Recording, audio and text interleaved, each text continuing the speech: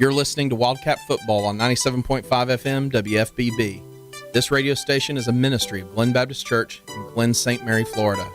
We're blessed to air Baker County Wildcat Football live each week, and it's our hope that you enjoy the program. We know that life is busy, work, school, football, running errands around, but in the midst of the busyness, we all need a church home that brings the stability upon which you can build your life. If you're looking for a church home where you can grow in Christ and community, we would love to invite you to worship with us every Sunday morning at 10:30 a.m.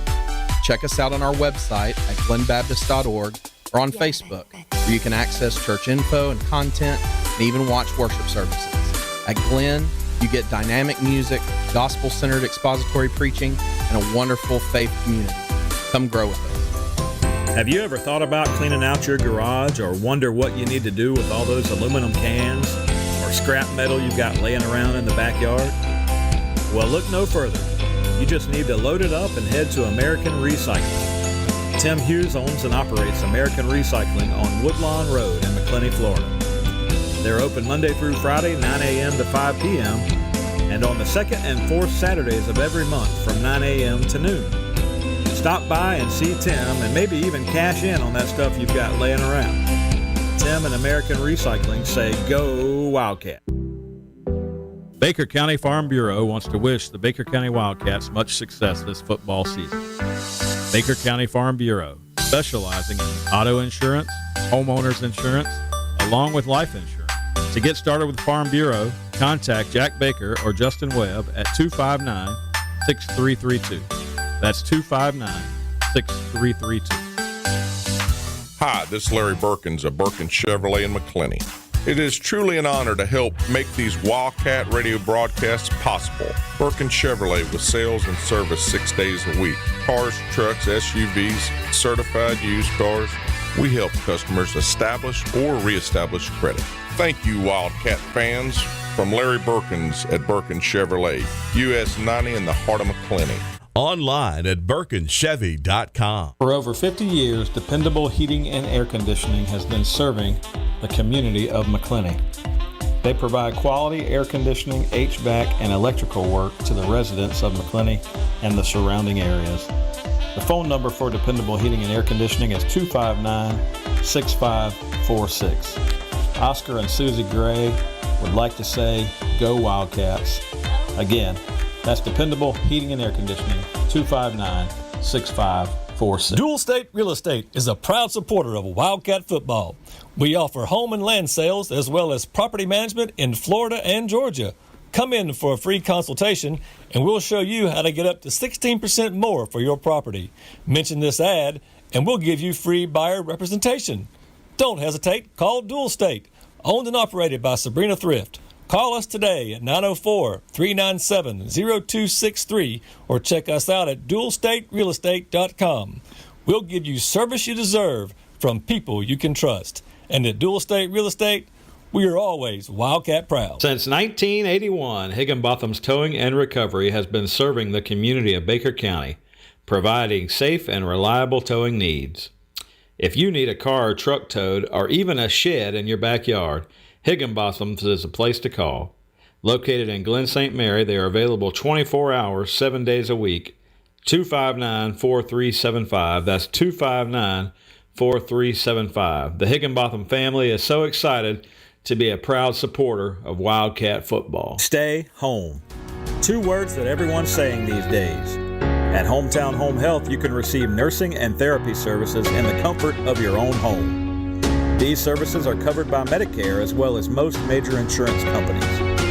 Hometown Home Health has a true commitment to their community and is the only home health agency located in our hometown. It's your choice, so choose Hometown Home Health. Maddie and Kristen say, go Wildcat.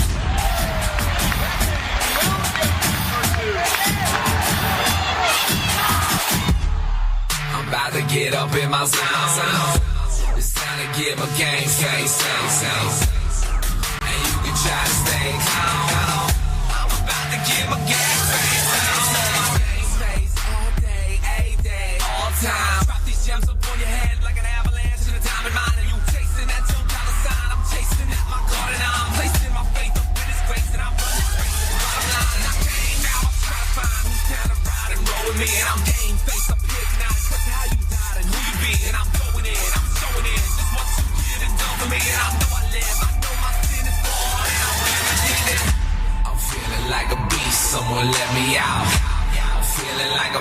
someone let me out. Feeling just like me and someone let you out. Then get up on your feet, it's game time. Let me hear you shout. Going in for the win. Body full of adrenaline. In my zone, going hard like I'm no pro. Watch me take it home, take it home. Going in for the win. Body full of adrenaline. In my zone, going hard like I'm no pro. Watch me take it home, take it home. Put it up in the bump in the trunk with a pack and I'm off in the blast in the vocal. Put it out for the rap and the junk for the cats for the all for the rap and the choke. I'm back in the lab and the package, you back in the Mac and the pack and the no-dos. I'ma break it down, take it down, take it down, make it sound kinda fast with the snow.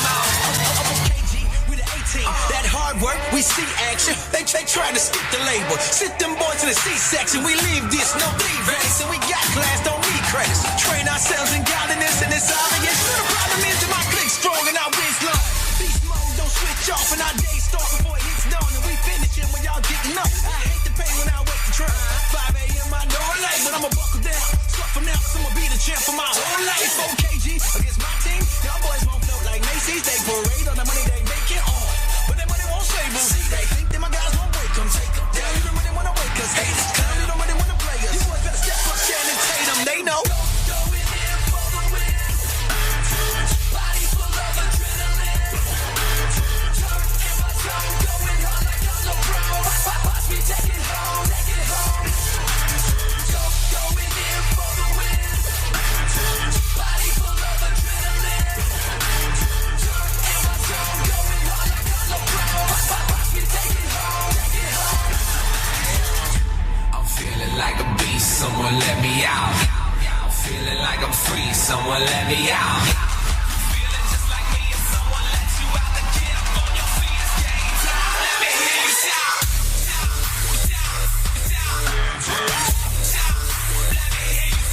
shout. Let me hear you shout.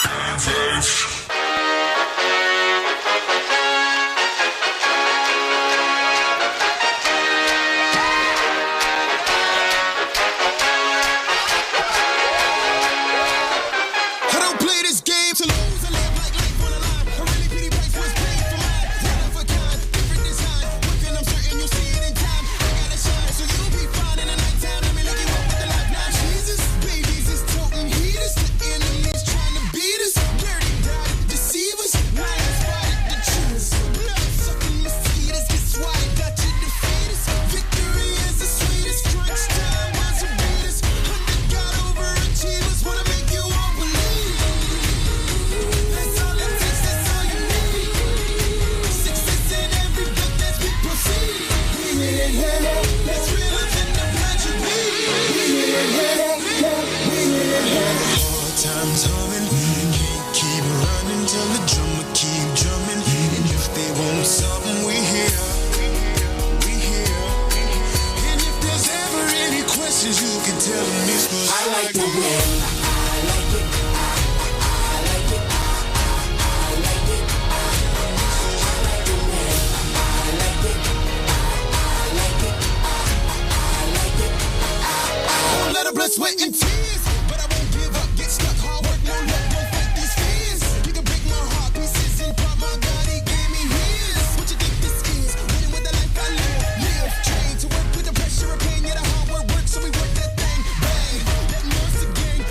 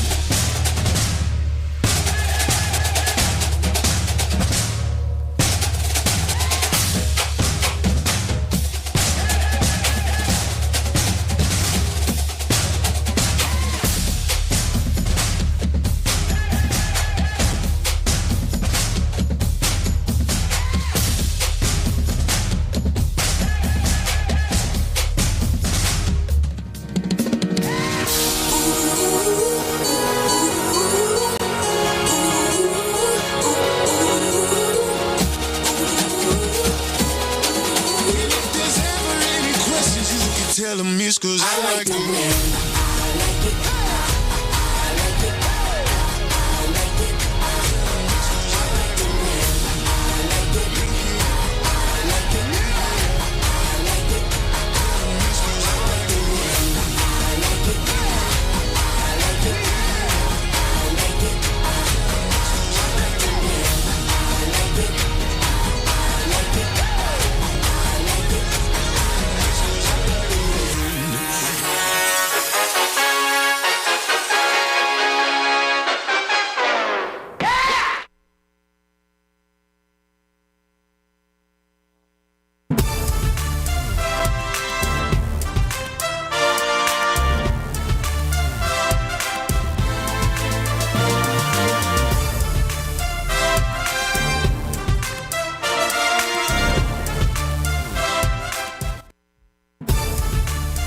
Welcome to Baker High Wildcats football. And now, Baker High Wildcats football.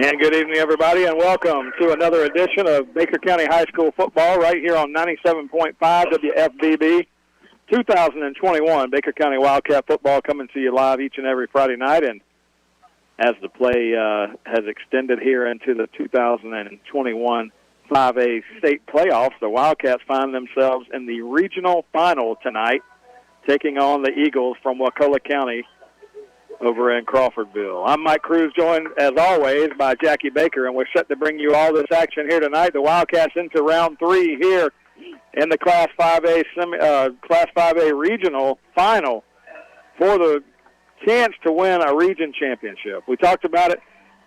Over 75 teams started the year in 5A, and now we're down to 8, Jackie. The winners tonight will make the Final Four for the state semifinals, and Wildcats getting ready to go here tonight.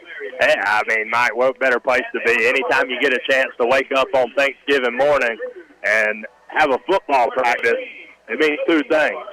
1, you're going to be late to Thanksgiving dinner. But 2, you're playing really good football this year. And so these guys had a chance to do that yesterday, and just a time to fellowship with one another and to get into a region final, which, like you said, Mike, a lot of 5A teams in the state, and we're down to 8 of them that are still playing football. So what a great Thanksgiving, present for these Wildcats. Noah Ray, Camilo Rollins, Toby Kinghorn, Chase Cruz, they're the Wildcat captains on the field awaiting the coin toss. It looks like the Wildcats have won the toss, and the officials talking to them and getting a decision, so we'll see what they come out with here. I'd like to see us get the ball first, Jackie, but let's see what the Wildcats decided. Wildcats win the toss. They move around to the right side. The Wildcats have elected to receive, and that's what I would have done if I'm Coach Mays. Well, yeah, it worked out for us last week. We went down and we scored on that opening drive, Mike, and the last sputtered from there. So maybe, hopefully, at the start of the game, emotions high, a lot of adrenaline rushing. Hopefully you can go down and get a score right here to start the ball game. What a classic high school football game last week. The Wildcats took on West Florida, the Jaguars from West Florida Tech over in Pensacola, and it was a 13-10 win the Wildcats got away with, but one of the most physical defensive battles that we've seen over the years, at least the last few years that I can recall. And Wildcats come away victorious. But Jackie mentioned that the last 2 weeks, the Wildcats have scored within the first 2 minutes of the game each week. Against Ed White, we scored less than a minute to go, or less than a minute gone in the first quarter. Last week it took just a minute and a half. Coach Mays is wanting to capitalize on that. Let's get the ball first, and let's see if we can do the same thing. I really feel like, Jackie, the Wildcats are playing at their best when they're playing downhill. They have that chance if they go out and score early. It lets the defense just kind of dig in and do what they do. This defense has been so solid all year long. Jackie, did you know, we talked about this on the coaches show this past Monday night, the Wildcats defense has accounted for 22 interceptions this year. Jamil Jones obviously leads the pack with 10, but all the other guys that pitched in to Haven Clark and Ronnie Ellis and some of the other guys that pitched in as well. Makai Mosley had one, I know, and Carlos Jefferson, 22 interceptions for the year. Yeah, it was unbelievable. I saw that, Mike. I was reading through the stats and just trying to see where Jamil Jones was at. He's number 2 in the state of Florida in interceptions this year. The number 1 guy has 11. You know who he plays for? Wakulla. Let me guess. It's all shaping up to be a great one, Jackie. Wakulla's 10-2. They went 4-0 in their district to win their district title. The Wildcats 10-2. We went 4-0 to win our district title. We played 2 teams that have played each other. Ed White did beat Wakulla early in the year, but since that time, Wakulla's won 7 in a row. Guess how many of the Wildcats have won in a row since we lost our last game? Tell me. 7 in a row. Wow. Both of these teams 10-2. Both have won 7 in a row. It's going to be a battle. Wakulla's kicking off to the Wildcats, and we're going to take it with J-Mod taking it from the 2-yard line. J-Mod Ruiz back to the 20. J-Mod Ruiz up to the sideline. J-Mod gets across the 30 and out to the 31-yard line where the Wildcats will take it 1st and 10 on offense. Man, J-Mod Ruiz, speedster in the backfield, he and Cam Smith, and that time Wakulla elects to kick it deep to him, and man, they almost paid for it because J-Mod was a step away from running a long time. So when J-Mod gets his hands on the ball, same with Cam Smith back there, it's electric. That time, a 30-yard return out to the 32-yard line, and the Wildcats will open up with Cam Smith in the backfield along with Noah Ray.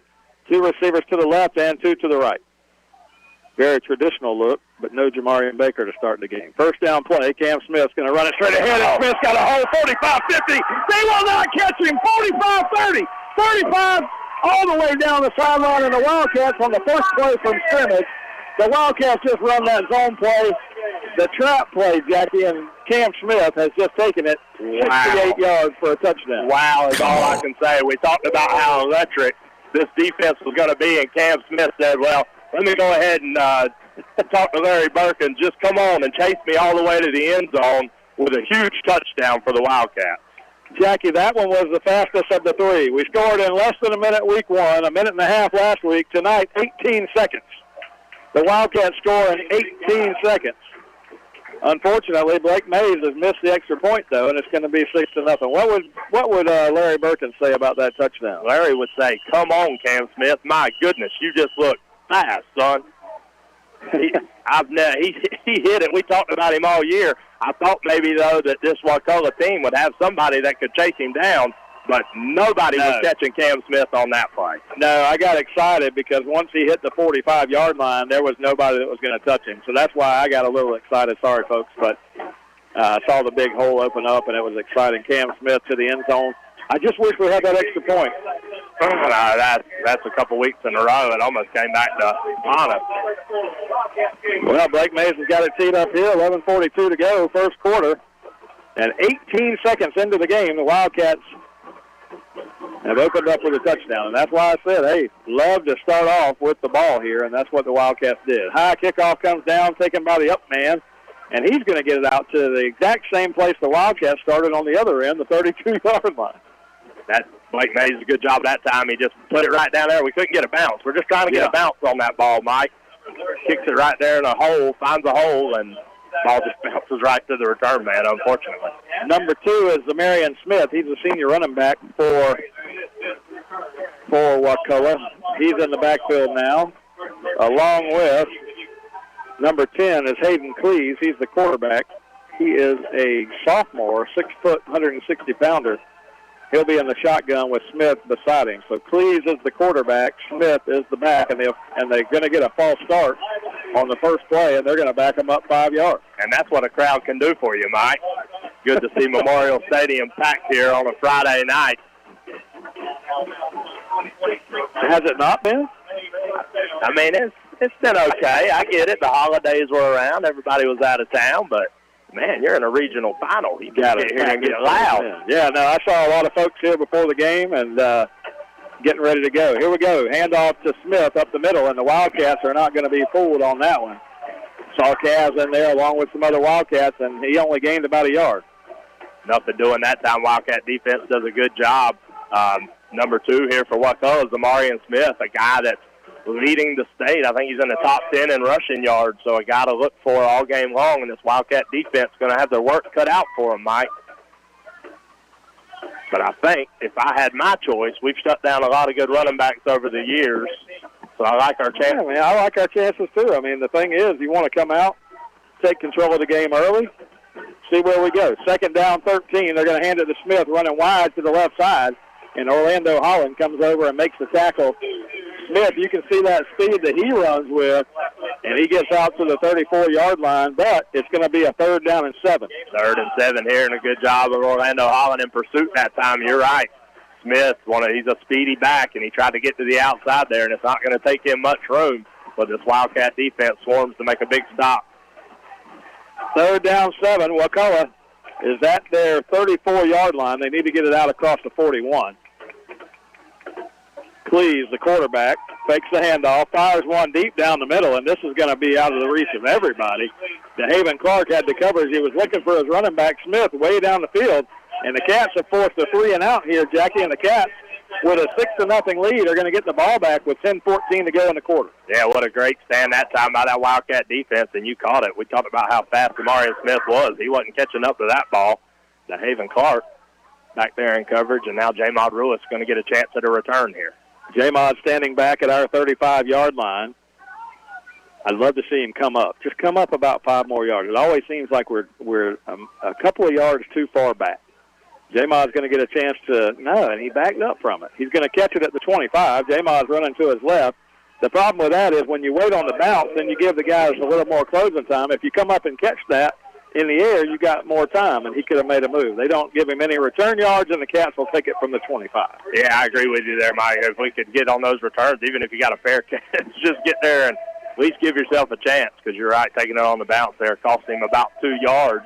Well, that's the thing. The closing speed for the guys coming down the field, by the time you let it bounce and then come up and take it on the bounce, I'd like to see him come up just 5 yards. Just come up 5 yards. Cat offense, though, back on the field, 10:01 to go here in the opening quarter. 6-0 Cats on top. Cam Smith in the backfield. Same set here. 2 receivers left and 2 to the right. Cam Smith going to run the same play this time, and Wakulla says, we're going to tackle number 1 this time. Yeah, okay, we know who the guy is now. So that's the guy we watched on film that's so fast. Let's get a hand on him, and they do that time. Going to knock him back for a 1-yard loss.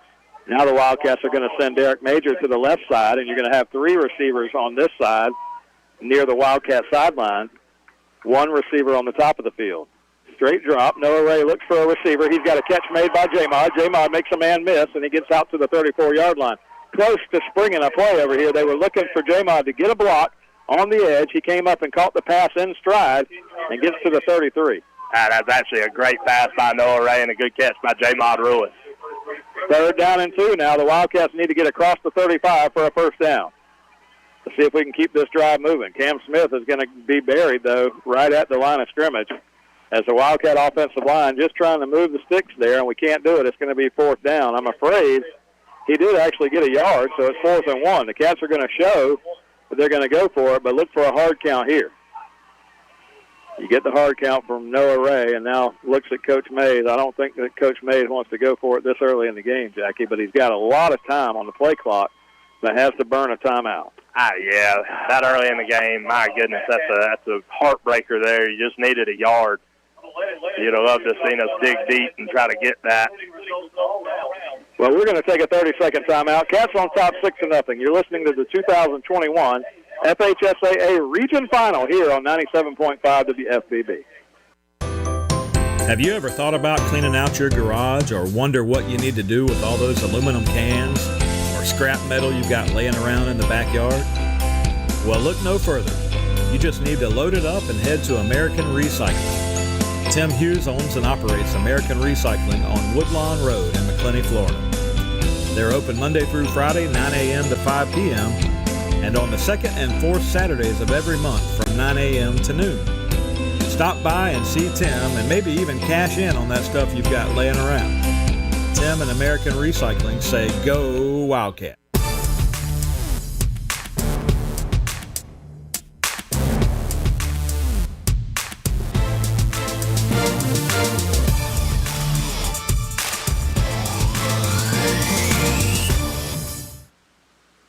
As we return with 8:38 to go here in the first quarter, Wildcats on top here in the region final, 6-0 over the Wakulla Eagles.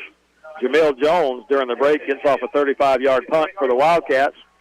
Great hang time on that punt, forces a fair catch on the other end. Wakulla starts at their 33-yard line.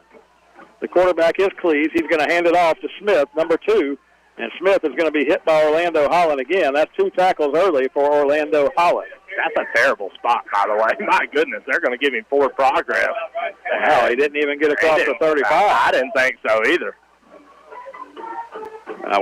Wow, they give him 2 extra yards there out to the 37-yard line. I thought he got hit around the 35. I might have gave him the 36, Jackie. Yeah. That extra yard's a little generous. 4-yard gain, 2nd down and 6. Cleese in the backfield. They send 2 receivers to the left, 2 to the right. Same formation as the Wildcats. Cleese drops the throw. He fires one out left side, and it's going to be a catch at the 50.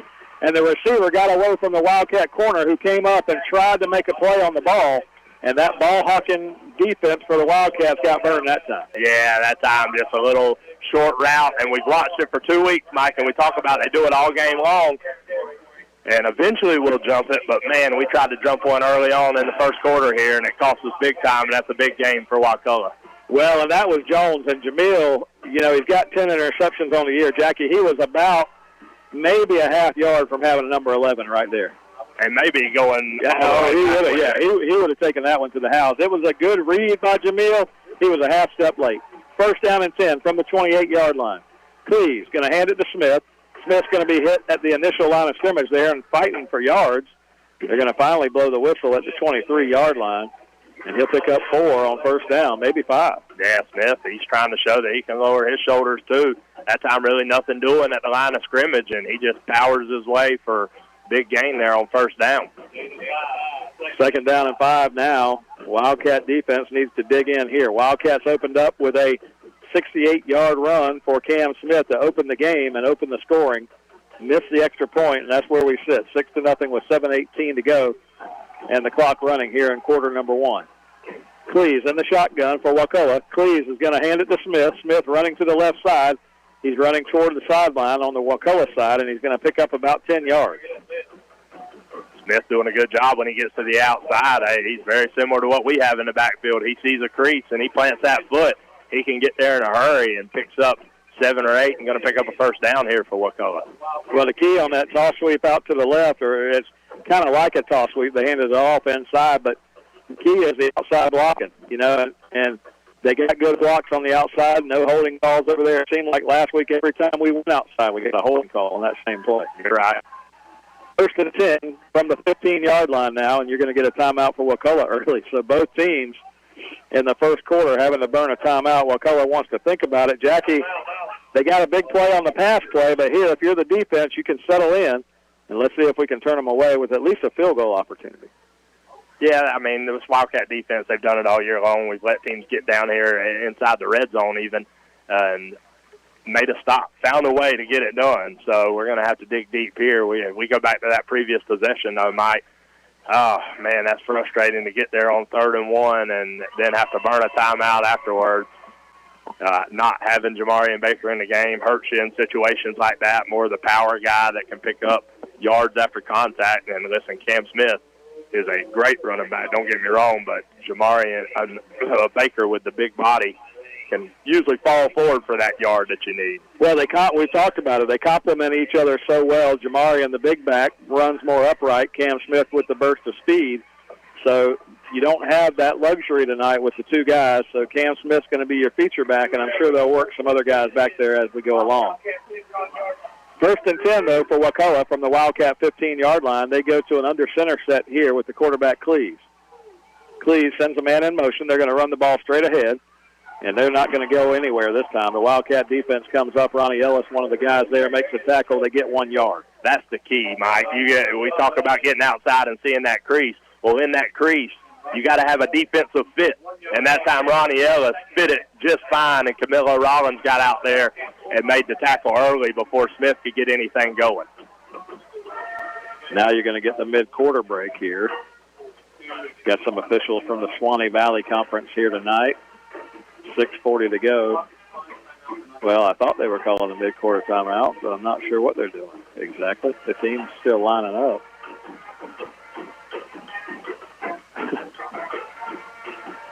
Not sure they know what they're doing at this point. Well, what I think may have happened there, I don't think the clock ran on that last play. Yeah, the clock should have, that last play was a running play. The clock should have continued to run, and it didn't run, and that's what the issue was. So not the mid-quarter timeout, but the clock issue here. Hey, listen, this is a regional championship. Wakulla doesn't need 2 extra yards and 10 extra seconds.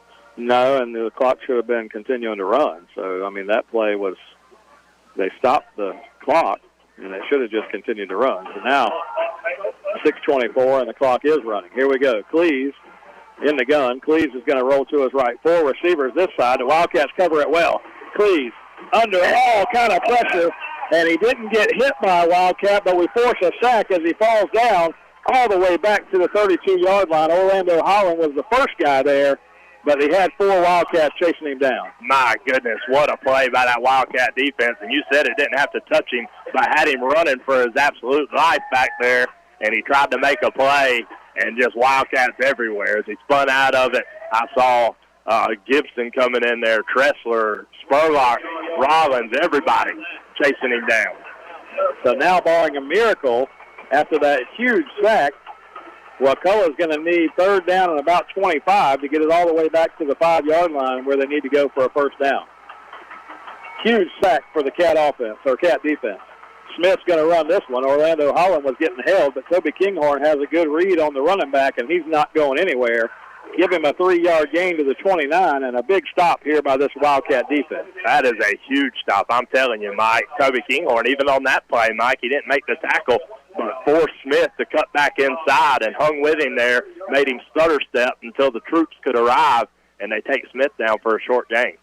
And now with 5:15 to go and counting, after that play, it's 4th down. They need about 22 yards for the first down.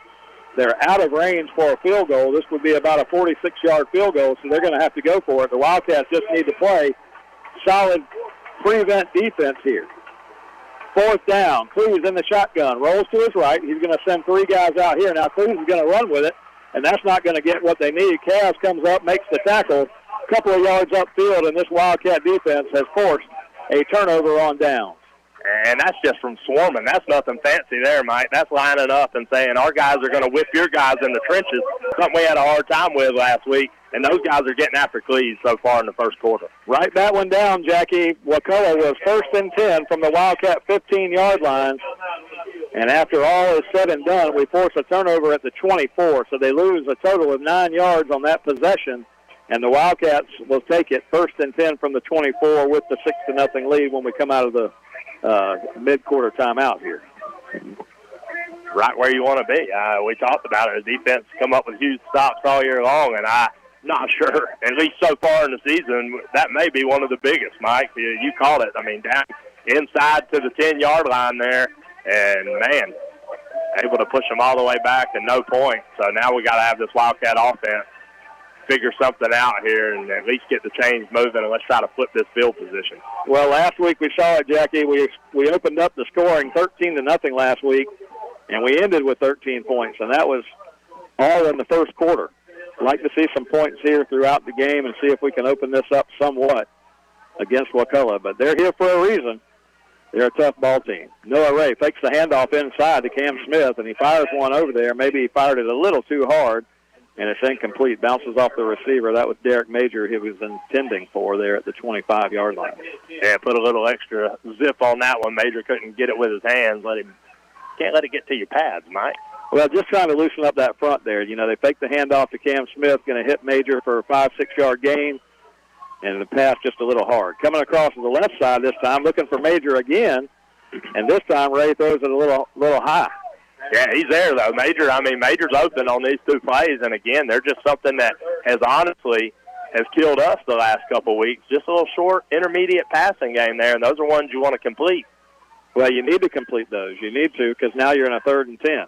Ray going to fire one out here, and he's incomplete. He had J-Mod Ruiz had set down around the 32-yard line, but Ray under pressure from 2 Wakulla guys, and we don't even burn 10 seconds off the clock on this possession with 3 incompletions in a row. We came out and tried to throw it, and we had them. We had a couple of passes there that would have loosened that front up just a little bit, but we go 0 for 3 on pass plays, and it's 4th and 10. Oh, man, that's frustrating. That's not what you wanted to do right there. I like it. I mean, because they're there. It is open. Well, the key there, you had to hit the first down. Jamil Jones, end-over-end punt's going to take a Wildcat roll, going to be taken at the 35.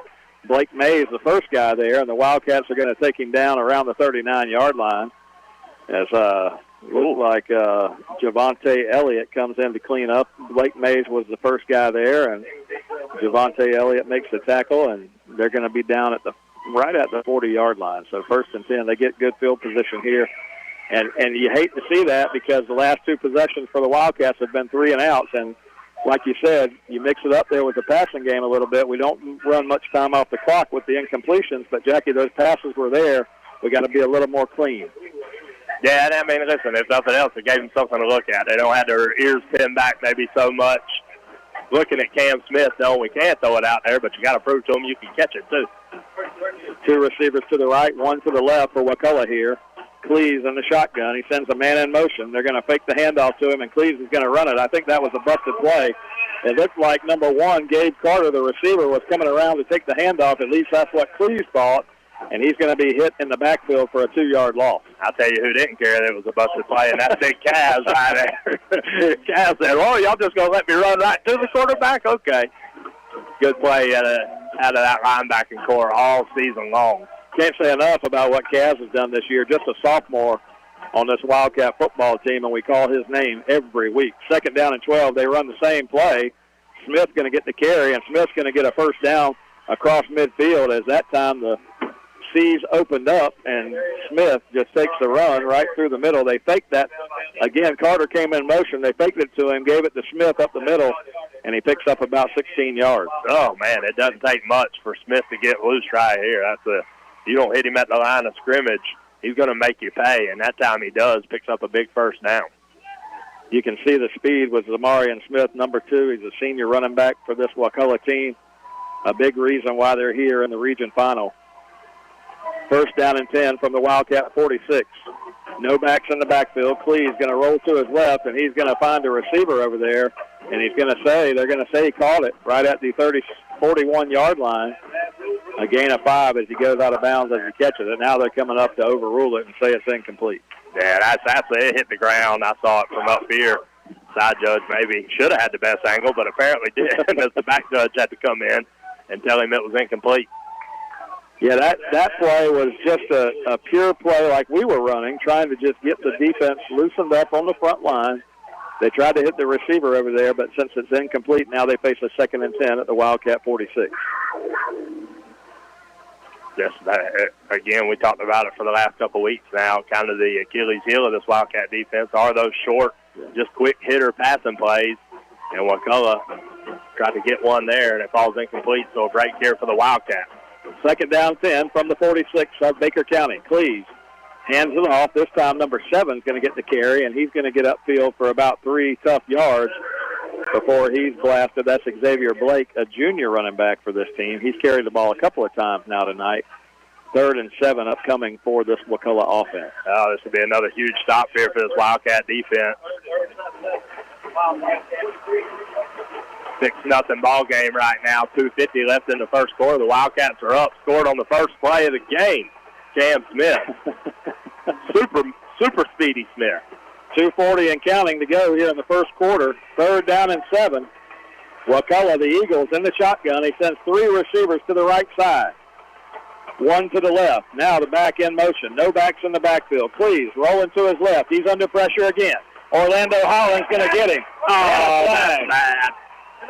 That's bad. I don't know what they're calling a flag for. He couldn't have got his face mask from behind. Orlando Holland came from behind and tackles him. And I don't know what the flag's for. I mean, he hit him hard, but that can't be a face mask. That's a tackle. That's a football tackle. He came from behind. It's going to be personal foul, and they call a face mask. Oh, that's bad. That's very bad. That's 2 bad calls on that side judge over there. My goodness. I mean, Orlando came from the backside, Jackie. How did he get his face mask? I couldn't see the face mask from here, but my goodness, he was clearly under heavy pressure, and they get bailed out by a call. That's a huge bailout because Orlando Holland had him behind the line of scrimmage. Nothing doing on that third down play. Well, it moves it to 1st and 10 now inside the 35-yard line for Wakulla. They send Carter in motion again, and they're going to run it with Smith straight ahead, and that's the same play they hit us on a minute ago. Smith gets the sideline on the far side, and he's going to get all the way down to the 14-yard line, and that's a gain of 20 yards on 1st down. Yeah, they found something in that play, Mike, because that's 2 or 3 times. I think the busted play was what they were going to try to run there, and again, it's just a fake jet sweep. And underneath give there to Smith, and he's finding some success on the outside there to that left side. Well, mark that down because on 3rd down we got a big sack a moment ago, and the face mask call bails Wakulla out, and now they're 1st down and 10 from the 14 of the Cats. Carter in motion again. This time Smith's going to get the carry, and now you're going to get a flag that comes in the area where we typically see holding. And they got to blow the whistle at some point.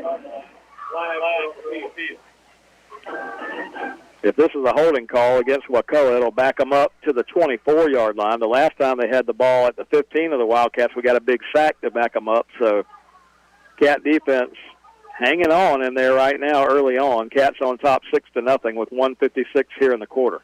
And that was going to be the exact same play, just a fake jet sweep.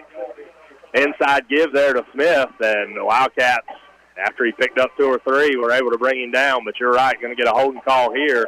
The Wildcats catch a break.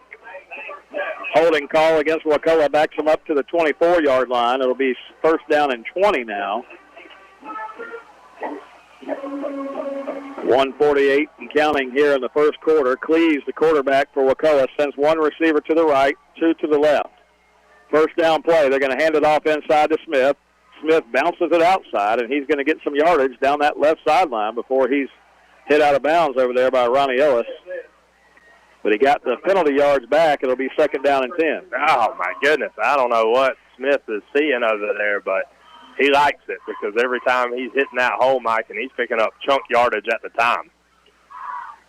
Smith, good carry for Wakulla, gets them back to the 14-yard line. That's where this possession started. It'll be 2nd down and 10 from there, 1:30 to go in the first quarter. Cats on top 6-0, but Wakulla driving. Second time deep in Wildcat territory. Now Cleves goes under center. Under center, they're going to run the ball back to Smith, and Smith, he's 8 yards upfield before he's hit. And he's going to get a 1st down inside the 5-yard line, and Wakulla, Jackie, taking advantage of that face mask penalty on that 3rd down sack, and now there's going to be 1st and goal. Yeah, it's going to be 1st and goal here, and I'm telling you, we're not setting the edge over there is what's happening, Mike. He's having free reign. I'm not sure we got our defensive ends crashing inside and a linebacker supposed to be containing out there, but whatever it is not happening, and Smith's having a field day getting outside right now. They faced a 1st down and 20 just a moment ago. Now, after 2 big running plays, they're going to be 1st and goal at the 2-yard line. The Wildcats call timeout to talk about it. We'll keep it here. This is a Class 5A region final. Jackie, we talked about it before the game. Both of these teams 10-2, both of them riding 7-game winning streaks to get here. Let's tell you who the other teams are in the Class 5A Final 8. Miami Killian and Miami Central, they're battling down in Miami. And the winner of that game will be in the Final 4. Clearwater over near Tampa, they are playing Sebring tonight. And then Merritt Island playing against Satellite tonight. So those are the 6 teams, besides the 2 that are here, that make up the Final 8 in this Class 5A bracket for the state championship. Now, Jackie, talked with Coach Mays this week, and here's what we know. The bracket that you see that's out there is the bracket, but after these games, the winners of these games will be reseeded. And so depending upon where the seeds fall after this game is where you'll know who plays who next week in the Final 4. But you got to win the game to get there, so we won't talk about that. But those are the other games going on tonight. We'll keep an eye on those scores throughout the game. And let's see if the Wildcat defense can get a big stand here. 1st and goal from the Wildcat 2. Wakulla goes to a power formation. Quarterback Cleves under center. Going to take the snap, and he's going to give it to the running back, and Camilo Rollins came up and drilled him right at the line of scrimmage, and he might have gotten a yard, but he didn't get more than that. Camilo Rollins, big tackle. Yeah, that's a huge tackle by Camilo Rollins there. And I tell you, Smith, he's slippery out there. Camilo Rollins, a sure tackler, and did bring him down that time, but not before Smith was able to sidestep for maybe a half a yard. Looks like they're going to try to run the same formation here. Second down and goal from the 1. Blocking back in motion. Smith hit Camilo Rollins, trailing backwards. And that time, Camilo got a big lick on him, and it's going to be third and goal from the 1. Oh, Smith wasn't slipping away from that one as Camilo Rollins just laid it to him at the 1 yard line. Camilo Rollins is an absolute beast on that defensive side of the ball, and if they can somehow or another, if they want to run that same formation, Camilo knows what's coming. He's got 2 tackles in a row here inside the 2 yard line. Third and goal. Here we go. Cleves under center. He's got Smith in the backfield. Cleves takes the snap.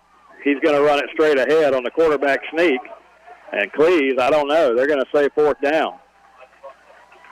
Cleves just tried to sneak it straight ahead, Jackie, and he didn't get it. Fourth down. No, they had that stop from the get-go. Cleves kept trying to fight. I thought he honestly went down early on. I thought his knee touched the ground after maybe he lost a half a yard. Fourth down play coming up now, and that's the end of the first quarter. So they're going to switch into the field here, and Wakulla's going to have time to think about it, whether they want to try a field goal or not. But let's take a 30-second timeout. You're listening to the 2021 FHSAA Region Final here on 97.5 WFBB. Baker County Farm Bureau wants to wish the Baker County Wildcats much success this football season. Baker County Farm Bureau, specializing in auto insurance, homeowners insurance, along with life insurance. To get started with Farm Bureau, contact Jack Baker or Justin Webb at 259-6332. That's 259-6332.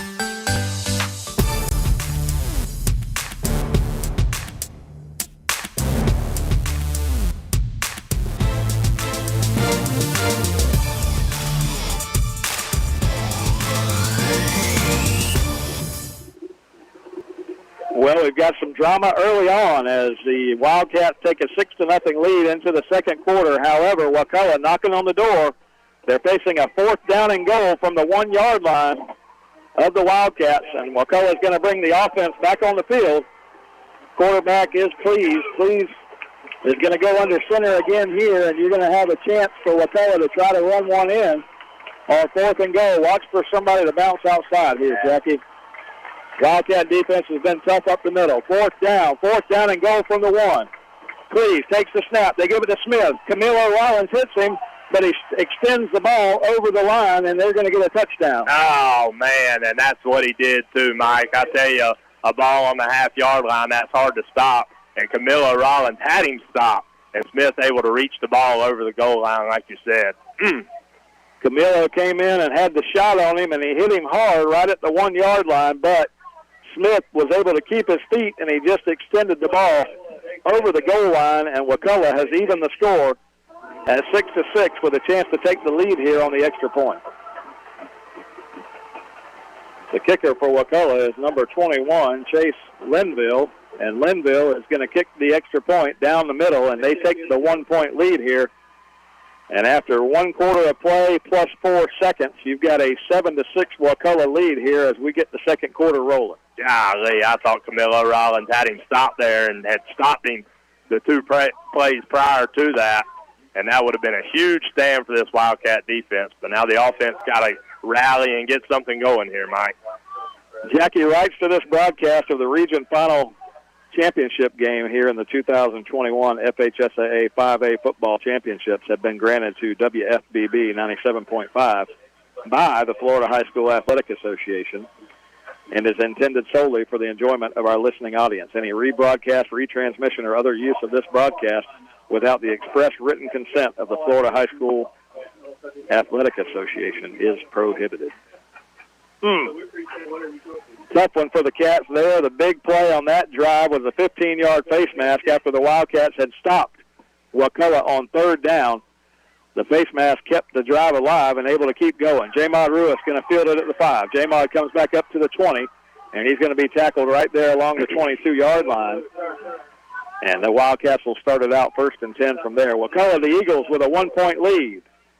Man, and a couple opportunities there. You talked about it. We may go back after this game and look at that 15-yard penalty as Orlando Holland tackled him behind the line of scrimmage there and got called for a face mask, which would have brought up a 4th and long situation. But nonetheless, the Wildcats have the ball now, trailing 7-6, and need to get something going here. 1st down and 10 for the Cats. Cam Smith in the backfield. Derek Major to the left side. 2 receivers there. J-Mod Ruiz to the right. 2 receivers there. Noah Ray goes to the shotgun here as we start this second quarter.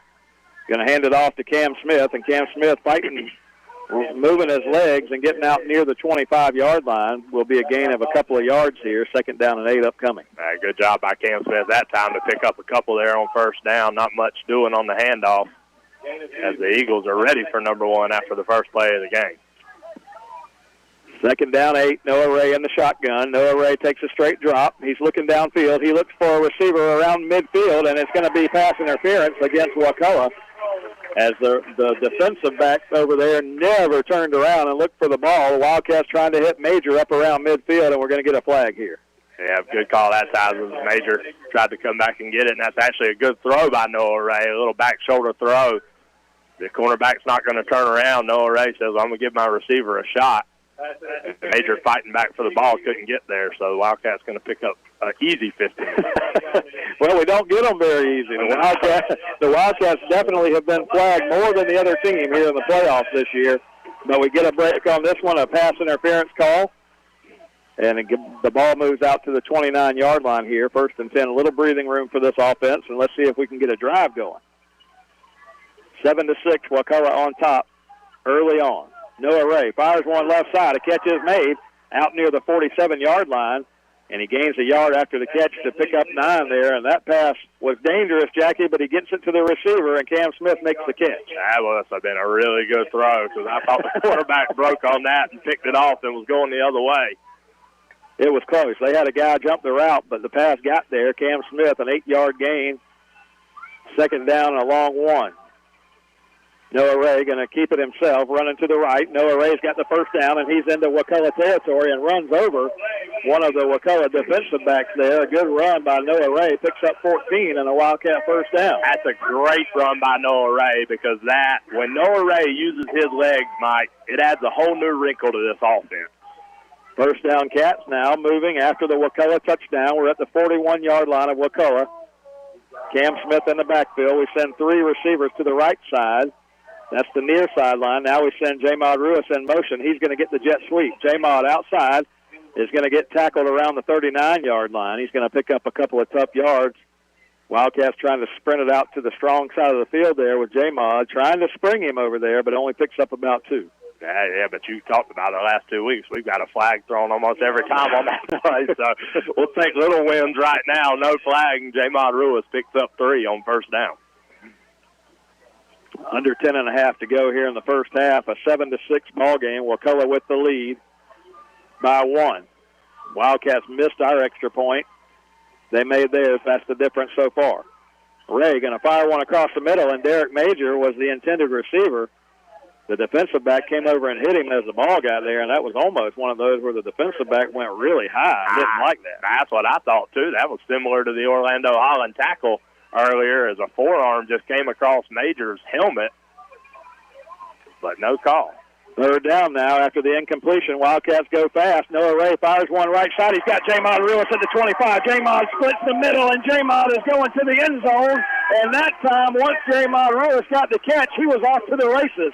Caught it at the 25, went straight down the middle, and J-Mod Ruiz with the Wildcat touchdown. J-Mod Ruiz just needs a little crease. And my goodness, looks like a Corvette, Larry Birkins from Birkins Chevrolet said, come on, J-Mod, run them down, son. And what a pass by Noah Ray. Blake Mays on to attempt the extra point. We need this one. 12-7 lead now for the Cats. Snap is a good one, and the kick is on the way, and he pushed this one to the right, but it stays in there. It's good, and the Wildcats a 13-7 lead after the extra point, good for Blake Mays, and that's the answer that the Cat offense needed, Jackie. My goodness, I love to see that, and that passing game. We get that intermediate passing game going, and it's dangerous. Noah Ray, what a great series by Noah that time with his legs and with his arm. Yeah, I mean, it really was. I mean, the zone read play where Noah Ray picked up the first down, and he showed the defensive back that he was not afraid to lower his shoulder and kind of run through him. And the passes have been clean here. Even the pass to Derek Major across the middle that was incomplete was kind of one of those iffy plays. It looked like their guy might have came across and hit Major in the head, but either way, come right back. They rolled Noah Ray to the right. He finds Jamod Lewis, who sat down at the 25-yard line, and then once Jamod made the catch, he just turned it upfield. And, Jackie, when he caught that ball, there were about 4 guys within 5 yards of Lewis, and none of them had a chance to tackle him. Oh, man. Blake Mays sends one down the right sideline here, trying to kick it in between the return men, and he did a good job, but the kick's going to fall just out of bounds, and they're going to get it at the 35. When he kicked one earlier in the middle of the field, Mike, it just checked up and stopped right there. That one, if it checks up and just hangs out right there at the 15-yard line, man, the Wildcats would have had a great defensive play there. Man, they would, golly, Blake, good job. Good kick. I like it. Yeah, it was a good kick, and if that kick, like you say, if it spins backwards, spins the other way, it's a great spot because there wasn't really a Wakulla guy there to return it. Now to the 35-yard line after the kick out of bounds. 10-13 to go, first half. Cats on top, 13-7. Cleese in the shotgun. Cleese is going to roll to his right. Camilo Rollins is chasing him. Rollins has him in the backfield, and Rollins hits him as he throws the ball away over there. He was out of the pocket so he could throw it away, but Cleese had nowhere to go and nobody to throw it to. No, Cleese is going to see Camilo Rollins and Orlando Holland in his nightmares tonight, Mike, as they are just all in the backfield. Cleese running for his life, and even if he completes that pass, it's about a 40-yard pass to get back to the original line of scrimmage. Those guys doing a good job in coverage, too. Jamil Jones, Ronnie Ellis, Dave and Clark out there. Cleese nowhere to go with the football, so those guys can pin their ears back and get after it. Second down and 10 now. Cleese in the gun. He's going to take it and give it to Smith, running to the right side. And Smith gets past that first wave of Wildcats. He's across the 40. Smith across the 45. And Orlando or Ronnie Ellis is finally going to tackle him at the Wildcat 47-yard line. Just inside, outside running by Smith that time, and he gets a big gain. And I'll tell you who's the most frustrated on that team right now is Camilo Rollins because he had his hands on him, and you don't see many people escape that grasp. And that time Smith able to bounce it back outside and pick up big yardage as the Wildcat defense had him stopped. Yeah, you're learning early on in this game, Jackie, that Wakulla has exactly one guy on that defense that can beat us, and it's the Marion Smith, and he is a workhorse. Number 2 for Wakulla. They're going to pass the ball this time. They were trying to set up a screen. Now they fire it there to Smith complete, and a great tackle made by the Wildcats' Ronnie Ellis as he came up and hit him right at the line of scrimmage. And that is a good play by this Wildcat defense. They were trying to set up a screen, Jackie, and we forced the quarterback to retreat. He finally got it off to Smith, but really no gain on that play. No, Ronnie Ellis with a good job of recognizing what was going on there and was able to find his way through those offensive linemen that were making their way downfield. And I'll tell you how you stop Smith. You got to get him before he gets started, Mike, and that's exactly what Ronnie Ellis did. Yeah, good tackle by Ellis. Second down and 10 now. Quarterback Cleese from the 47-yard line of the Cats. They're going to fake that jet sweep again, and this time Smith. This time is not Smith. This time is number 7. Number 7 on the carries, Xavier Blake. And Xavier Blake, a little misdirection that time for Wakulla's offense, moves them down to the 31 and another first down. And that just looks like a very basic play, Mike. It's just, again, the fake jet. They're handing it off inside, and that time it wasn't even Smith. You called it number 7 down there, Xavier Blake, and he was able to pick up big yardage. So it's not who's carrying it. It's just the play they're running. Wildcats haven't found an answer for yet. 16-yard gain for Blake, moves them to the 31 of the Wildcats here. Wakulla's offense has moved the ball on the ground They've got one pass play that they completed early on for a big game, but other than that, everything's been on the ground for this Wakulla team. Now they go no backs in the backfield, and they send Zamarian Smith out to the right side, and Wakulla doesn't like what they see, and they're going to call timeout. Bunch of timeouts early. Well, both teams have used 2 timeouts, so we're sitting here with 7:58 to go in the half, and I believe they both used 2 timeouts, even though the scoreboard is never right on what you see for timeouts. Not, never. If I have my count right, both teams still have 1 timeout left. The scoreboard says the Wildcats have 2. Well, we know that can't be possible because they called 2 timeouts. So, what we're looking at now, Jackie, the Wildcats on top 13-7. We scored on the very first play of the game. Cam Smith went 68 yards for a touchdown on the opening play. Since then, both defensive units have really battled each other, but Wakulla able to drive down thanks to a big face mask penalty that gave them a first down. They went in and scored the touchdown to make it 7-6, but the Wildcats answered right away. Some good passing plays, and J-Mod Ruiz ended with a big 36-yard touchdown pass, touchdown catch, and run. And now the Wildcats with a 13-7 lead, trying to hold on against this Wakulla offense. Need another stop right here. 1st and 10 from the Wildcat 31. Cleese in the shotgun, rolls to his right. He fires one underneath, and they've got a catch made there. Camilo is going to make that receiver think about it, though, as he hits him hard, but it's a gain of 7 on first down. Yeah, gain of 7, and I tell you, I mean, both offenses kind of running identical things tonight, Mike. Just the ground game, obviously, is the bread and butter for both teams, but this intermediate short passing game starting to open up. Yeah, I couldn't have said that better, Jackie. Both of these teams look very similar. 2nd down, they only gave him 5 on that pass play. 2nd down, and they're going to hand it off to Smith, and Smith's going to get the 5 he needs for the first down inside the 20-yard line, and that's going to be first down right there with 7:16 to go here in the quarter. Same play, though. And Smith's going to check out here. I'll tell you what this Wildcat defense has done. They have wore Smith down in this first half, Mike, and they've hit him hard a couple times. Well, yeah, no doubt. And there's only been a couple of plays to other guys that have picked up yards. I mean, Smith has been the workhorse for this team. Going to get Xavier Blake to check back in here. And I wonder if Smith asked for a breather. I guarantee it. Orlando Holland hit him earlier. 1st and 10, they send Carter in motion again. This time they're going to hand it off to Blake in the backfield, and the Wildcat defense just stays home this time and does a great job. Kaz, the first guy there, pushes him backwards. He might have gotten 1 yard, but not much. No, not much that time. That play took a little longer to develop, and Kaz able to stop it really short. Blake still in the game, number 7 for Wakulla. Smith stays on the sideline here. 2nd down, call it 9 from the 19-yard line of the Cats. 2 receivers go to the left, 1 to the right. Cleese in the shotgun. 2nd down, 9. Cleese, straight drop. He's under pressure. He fires it late. Wildcats with a huge hit over there. Ronnie Ellis comes up and makes the receiver pay, and they're probably going to lose a yard on this play, make it 3rd down and 10. Oh, my goodness, what a hit that time by Ronnie Ellis again. As soon as the receiver turns around, big number 15 is letting them know he's standing there. All that set up, though, by Toby Kinghorn, making Cleese retreat. Man, these linebackers all over Cleese, and he is just not comfortable in the pocket right now. So Marion Smith checks back into the game here late in this 3rd down play clock, down to 10 seconds. 3rd down and 10.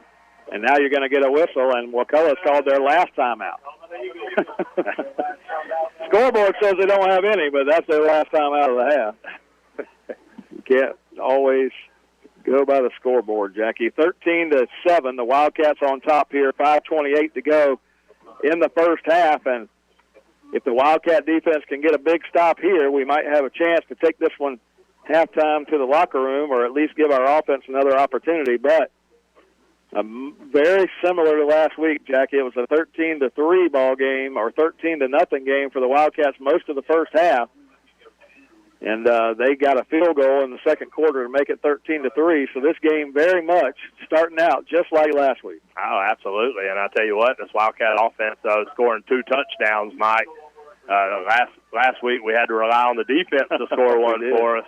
So this offense clicking really well right now, but right here, I would think that Wakulla's in the territory. We saw them earlier go for it on fourth down in similar yardage situation. So this may be 2 plays here that the Wildcats are going to have to come up with a huge stop. 3rd down and 10. Wildcat defense digs in. 5:28 to go in the first half. Cats on top by 6. Cleese sends Smith in motion. They're going to fake the handoff. Now they're going to fire it to Smith out of the backfield. Smith makes the catch, but Ronnie Ellis comes up and knocks it loose, and it's incomplete. It'll be 4th and 10. Oh, goodness gracious. And that's the play we've been looking for, and maybe that's why the inside give's been open. Chase Linville, the kicker for Wakulla, is going to come onto the field.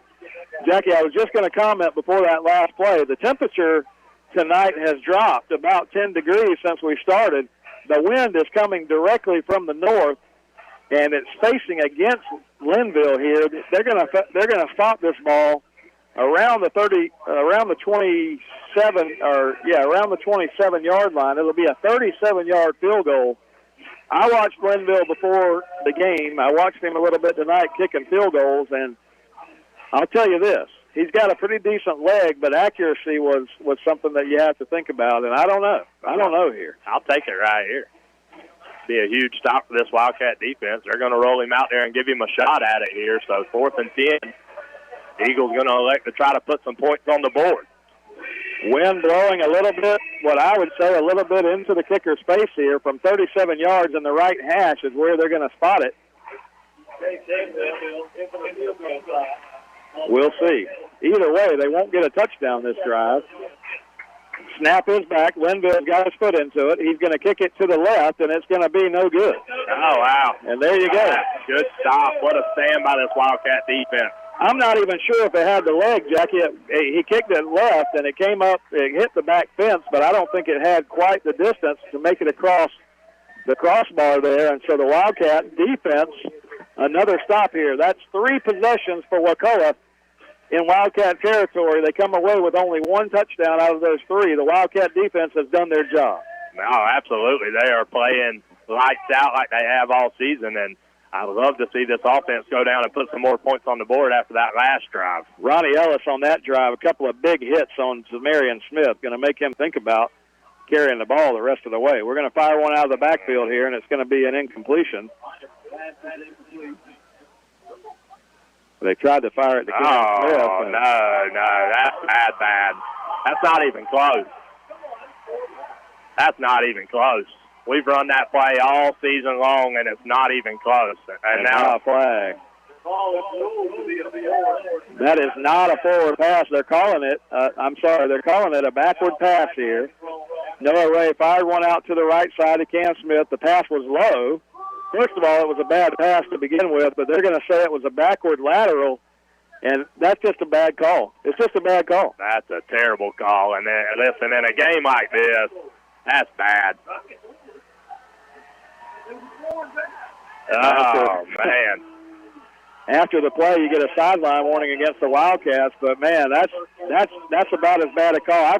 I've seen some passes. We saw it last week. The Wildcats threw one clearly backwards last week. This pass was not backwards. Not even close. I mean, I could tell you if it was even close. If it's a backwards pass, Mike, we started at the 20-yard line. How's the ball back at the 20-yard line? Yeah, exactly. Oh, here we go. Wakulla takes it over on a controversial call, and Smith runs to the left side, and the Cats all over him there. Cavs with a big hit on Smith. He might have picked up a yard. But that's just, I tell you what, this is putting us in a bad position and putting our defense in a bad position. Yeah, and all you can hope right here is that your defense takes that and it gets mad about it, Mike, because that's a bad call. And that time Kaz let his anger out on Smith and just brings the boom for a short game. 2nd down and 9, and Jeremy Heights got the replay up here. He said it was clearly a forward pass. I thought so, too, with the naked eye. 2nd down and 9. They're going to run it inside with Blake this time, and Blake not going anywhere. Kaz, one of the first guys there again. Maybe 1 more yard to make it 3rd down and 8. Jackie, I will go back to the play and say this. if you don't hear the whistles blow and you're a Wildcat player, you got to play, you got to keep going, you got to try to get back on the ball. That's the only thing that I'll say. You're right. Yeah. You're absolutely right. But what I'll say, Mike, is we don't have replay here. So when you make a bad call in a game like this, it's very costly. You don't get the opportunity. You know, they tell them in the NFL, you're there all the time. The number one stat man from Jags. They tell them, hey, let the play work out, and then we'll get it right in replay. Yeah. We don't have that luxury here in high school. No, I agree. But you got to play it. You don't hear the whistles. You got to go after the ball. Third down play. Cleves looking toward the end zone. Fires one deep over there, and it's going to be out of bounds, incomplete. And it's fourth down. Jamil Jones had the coverage over there, and Cleves fired it a long way for the receiver who tried to make the catch inbounds, couldn't do it. It'll be fourth down. That was actually a well-thrown ball that time by Cleves. Only put it in a spot where his receiver could get to it and made a diving attempt, got his hands on it, but falls incomplete. So let's see if the Wildcat defense can make another stand. Well, from the right hash, Linville pulled it left a moment ago. This will be from the left hash. This will be a little bit shorter, but only by 2 yards. A 35-yard field goal from the left hash this time for Linville. They must have confidence in their kicking game. They've tried two now. And now you're going to get a flag against the offense on a false start here that's going to back them up. And that would make it a 40-yard field goal, and the offense may come back on the field here. He doesn't have any timeouts to think about it, so Linville's going to stay out here. Yeah, now you're going to be facing a 40-yard field goal from the left hash. He didn't quite have the length from 37 a moment ago, and that wind is blowing slightly into his face here. 40 yards from the left hash. Let's see. Linville, the kicker. They got it down. The kick is on the way. It looks like he's got the distance this time, and the kick is good. Linville comes back and avenges the 37-yard miss a moment ago, and he kicks the 40-yarder good. It wouldn't have been good from 45, I can tell you that, but it was good from 40. Oh, man, that's two frustrating calls so far that have gone against this Wildcat team that put them in bad situations, and that was best-case scenario for that Wildcat defense to be asked to come back out on the field and get another stop and hold them to a field goal there. Two straight possessions for Wakulla inside the 20. They tried two field goals. One's missed, no good. This one from 40, a little farther than the first one, is good. And now it's 13-10. A 13-10 ball game, 3:39 to go here in the first half. Wildcats will get the football on the kickoff, and will have a chance here with the football maybe to be the last possession of the first half. I will tell you this, the Wildcats won the toss before the game, elected to receive, so Wakulla will get the ball to start the second half. Linville has it teed up, kicks it high into the breeze. It's going to be fielded by Ruiz at the 5. J-Mod coming back to the 5, to the 10. J-Mod trying to get outside. He gets to the 15, flags all over the field. And this is going to come back. He got out to the 24-yard line, but the Wildcats are going to be facing an uphill battle as you're probably going to have a block in the back here. Oh, man. Not where you want to be. J-Mod Ruiz with a decent return that time, and with 3:31 left in the second quarter, you'd love to go down and get some points right here, Mike. Wildcats lead 13-10, but the Eagles are going to get the ball coming out of halftime. A few common opponents on the schedule for these teams. Wakulla has played Ed White this year. They've played Bishop Kenny this year, and they've played West Florida, who we played last week. So all three of those teams the Wildcats have played. The Wildcats beat Ed White twice this year. The Wildcats beat Bishop Kenny once. Wakulla lost to Ed White in the first game of the year this year. Came back, though, and beat Bishop Kenny in the playoffs. They also beat West Florida in a double overtime game. So these two teams, it comes as no surprise that they're evenly matched here tonight. Wildcats going to run the football, and Noah Ray fakes it inside to Cam Smith, goes outside, going to pick up about 4 yards on the play. That's a good pull by Noah Ray that time because they demolished Cam Smith behind the line of scrimmage. I was sighing in disbelief at the fact we couldn't get anything there, but Noah Ray keeps it and picks up 4 yards. Second down and 6 now. Wildcats trying to get across the 25-yard line here and keep this drive going. 3:03 to go in the first half. Wildcats with a 3-point lead, 13-10. Noah Ray gets the defensive end to come off the edge. He was trying to come up and time that snap, and a hard count's going to get us 5 more yards. And that's a big 5 yards. Yeah, those always help. I mean, the Wildcats backed up at their inside their own 20-yard line, and You just kind of want to get a little breathing room here with 2:57 left in the second quarter. That 5-yard penalty makes it a 2nd down and 1 now for the Cats, just outside the 25-yard line. Inside give to Cam Smith, and Smith's not going to get the 1 yard we need, and he's going to lose a yard. Oh, my goodness. That's frustrating. I tell you, all we're doing, Mike, we're facing a 4-man front right here, and we've spread them out. You kind of think it's one-on-one, a hat on a hat there inside the trenches, but so far Cam Smith, outside of the opening play of the game, nothing doing. 3rd down now, call it a long 2 for the Cats.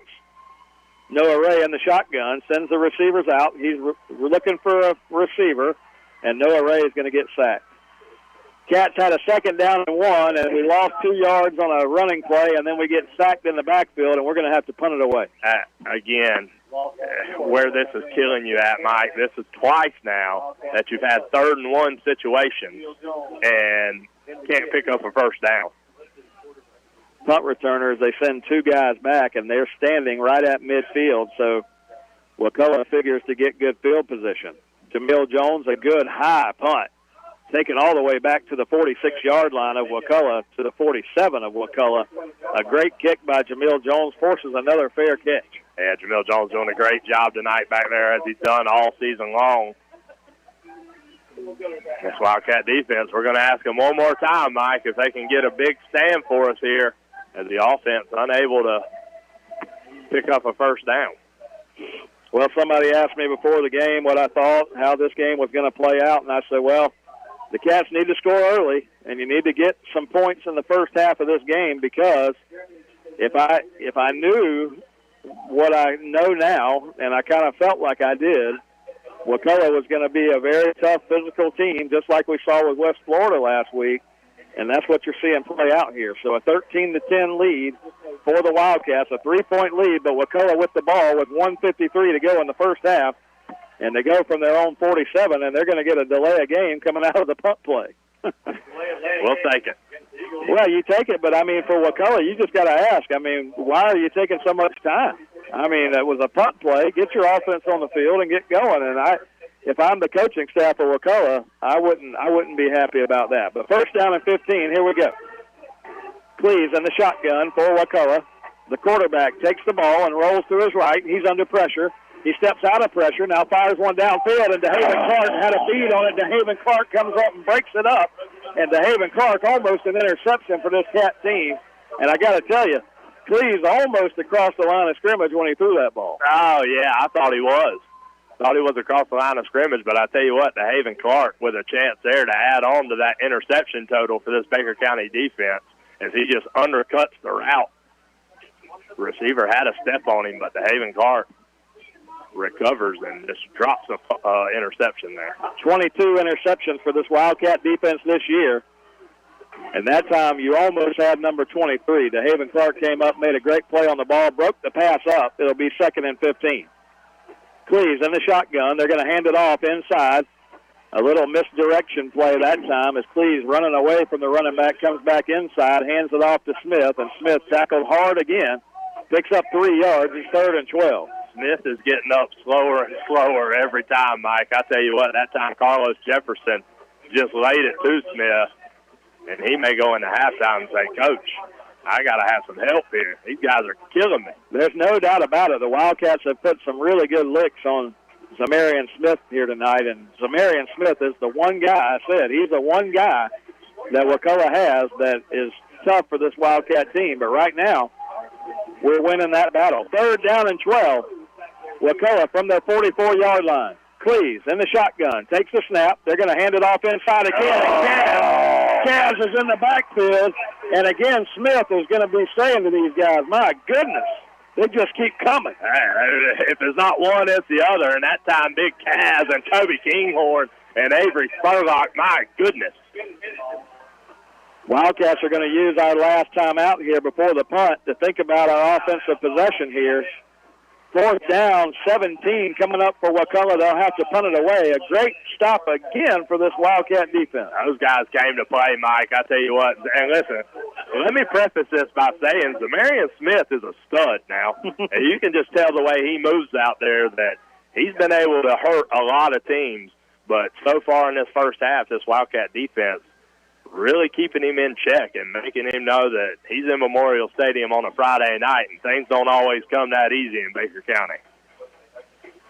Well, the Cats will have 1:25 here down to the end of the half with the football. I mentioned earlier Wakulla will start the second half with the football. But you got Cam Smith back there to return this thing. Maybe we can get a return on here and try to do something with this 1:25. Now, we don't have any timeout. No timeout, but you're right. You got the speedster Cam Smith back there. Got to hope for a block or a good return. Glenville stands at his 27-yard line. He'll punt it away around the 30. Gets his foot into it, and it's a high one coming down, and Cam Smith's going to let it hit, and it's going to go out of bounds way down into Wildcat territory, and that was not what we wanted. Nah, that's just one of those. It's just a good punt. There's nothing you can do about that. He punted it away from Cam Smith, and Cam Smith, in my opinion, does the right thing. Not a guy that returns a lot of punts, so not very experienced back there, but let it go. Takes a eagle bounce, unfortunately, and the Wildcats need to take a knee here and take this thing into halftime, up 13-10. I'll tell you, Jackie, early on this year, it seemed like our guys came up and fielded a lot of punts. You're right. And in the second half of this year, it seems like our guys are kind of taking that step back and not fielding the punts. I don't know if that's something we're coaching or not. First down and 10 from inside the 10-yard line. Cats are going to fire one left side. Catch is made over there, and now a good run after the catch is going to get the ball out to the 16-yard line, but they're going to say keep the clock running as he didn't quite get the first. Well, he did get the first down. So they'll stop the clock long enough to move the chains. That catch, was that Derek Major on the catch? Derek Major made the catch in a 10-yard gain for the Cats. Now Noah Ray pulls one out, and he's going to try to run one to the right side. He gets out to the 20-yard line, but the clock's going to run on this one, and the Wildcats will lose some time here after a 4-yard gain. Good run that time by Noah Ray, and they may want to look at a little RPO action off of Cam Smith and roll Noah Ray out there to the right and see if we can catch J-Mod Ruiz streaking down the sideline. After that good pump for Wakulla, we finally gotten it out to the 20-yard line here, but the Cats need to go 80 yards in only 30 seconds. Noah Ray takes the snap, going to give it this time to Cam Smith, and that's going to probably be the last play of the first half as Cam Smith goes ahead for 2 yards, but the Wildcats are going to head toward the locker room, and that'll be it for the first half. One half of play in the books here from Memorial Stadium. Wakulla will get the ball to start the second half, and we're just a few minutes away here from our Baker County Farm Bureau halftime report as the Wildcats and Wakulla doing battle. It's a 13-10 Baker County Wildcat lead as we'll head to the locker room here at the end of the first half. And, Jackie, we'll come back and talk about this, and we'll talk about, what the Wildcats are going to need to do down the stretch here in this football game. But a good one so far. 13 for the Wildcats and 10 for Wakulla. You're listening to the 2021 FHSAA Region Final here in Class 5A. You're listening to it on 97.5 WFBB. We're going to take about a 5-minute break, and we'll come back with our Baker County Farm Bureau halftime report in just a few minutes. You're listening to Wildcat Football on 97.5 FM WFBB. This radio station is a ministry of Glen Baptist Church in Glen, St. Mary, Florida. We're blessed to air Baker County Wildcat Football live each week, and it's our hope that you enjoy the program. We know that life is busy, work, school, football, running errands around, but in the midst of the busyness, we all need a church home that brings the stability upon which you can build your life. If you're looking for a church home where you can grow in Christ and community, we would love to invite you to worship with us every Sunday morning at 10:30 a.m. Check us out on our website at glenbaptist.org or on Facebook, where you can access church info and content and even watch worship services. At Glen, you get dynamic music, gospel-centered expository preaching, and a wonderful faith community. Come grow with us. We all make choices about alcohol. Kids make choices whether to drink or not. Bye, Dad. Remember, I'm going to Alex's party tonight and sleeping over. Hey, remind me about that party again? And adults make choices whether to talk about it. That's true of parents and every other trusted adult in a kid's life. Kids want to know our expectations, and they want honest answers in everyday conversations. So talk with your kids and help lead them on a positive path, because when you talk, they hear you. Learn more at underagedrinking.samhsa.gov. Hi, this is Larry Birkins of Birkins Chevrolet in McClenny. It is truly an honor to help make these Wildcat radio broadcasts possible. Birkin Chevrolet with sales and service 6 days a week. Cars, trucks, SUVs, certified used cars. We help customers establish or reestablish credit. Thank you, Wildcat fans. From Larry Birkins at Birkin Chevrolet, US 90 in the heart of McClenny. Online at BirkinChevy.com. For over 50 years, Dependable Heating and Air Conditioning has been serving the community of McClenny. They provide quality air conditioning, HVAC, and electrical work to the residents of McClenny and the surrounding areas. The phone number for Dependable Heating and Air Conditioning is 259-6546. Oscar and Susie Gray would like to say, go Wildcats. Again, that's Dependable Heating and Air Conditioning, 259-6546. Dual State Real Estate is a proud supporter of Wildcat football. We offer home and land sales as well as property management in Florida and Georgia. Come in for a free consultation and we'll show you how to get up to 16% more for your property. Mention this ad and we'll give you free buyer representation. Don't hesitate. Call Dual State. Owned and operated by Sabrina Thrift. Call us today at 904-397-0263 or check us out at dualstaterealestate.com. We'll give you service you deserve from people you can trust. And at Dual State Real Estate, we are always Wildcat proud. Did you know that walking just 10,000 steps a day helps keep you healthy? And it's easy. 20 minutes of grocery shopping is 1,600 steps. Daily housework is 270. Taking a half-hour walk during lunch, around 4,000 steps. You can see how this adds up. 10,000 steps will find you a healthy weight and even reduce your risk of heart disease, diabetes, and stroke. Feeling healthier starts with the first step. A message from the Florida Department of Health. Since 1981, Higginbotham's Towing and Recovery has been serving the community of Baker County, providing safe and reliable towing needs. If you need a car or truck towed or even a shed in your backyard, Higginbotham's is a place to call. Located in Glen St. Mary, they are available 24 hours, 7 days a week. 259-4375. That's 259-4375. The Higginbotham family is so excited to be a proud supporter of Wildcat football. Stay home. 2 words that everyone's saying these days. At Hometown Home Health, you can receive nursing and therapy services in the comfort of your own home. These services are covered by Medicare as well as most major insurance companies. Hometown Home Health has a true commitment to their community and is the only home health agency located in our hometown. It's your choice, so choose Hometown Home Health. Maddie and Kristen say, go Wildcat. Most of us like to be out in the sun. That's why sunscreen and other safety measures are key to protecting your skin from aging and cancer. The FDA recommends using a sunscreen with an SPF of 15 or higher.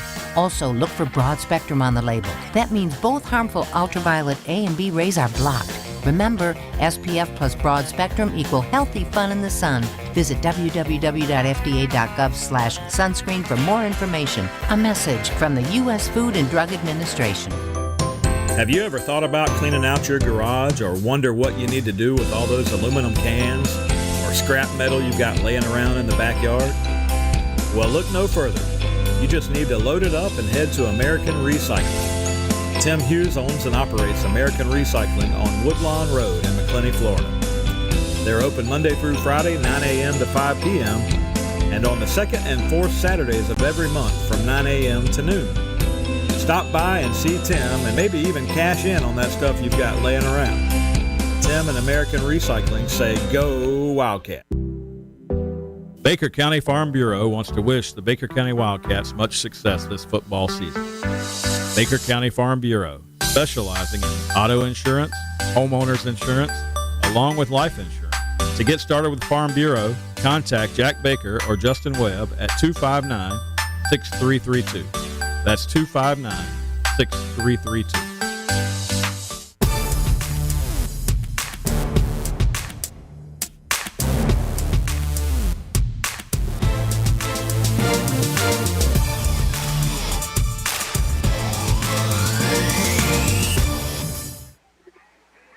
And we welcome you back here to Memorial Stadium, downtown McClenny, Florida, site of tonight's Class 5A Region Final.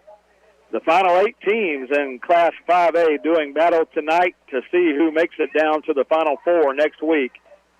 And after one half of play here, you've got the Baker County Wildcats on top 13-10 over the Eagles from Wakulla. Wakulla County, Crawfordville, Florida, west of Tallahassee over there. Wakulla makes the trip over here this year to face these Wildcats in this Class 5A regional final. And we've got a good one, and it's kind of a good one as we expected.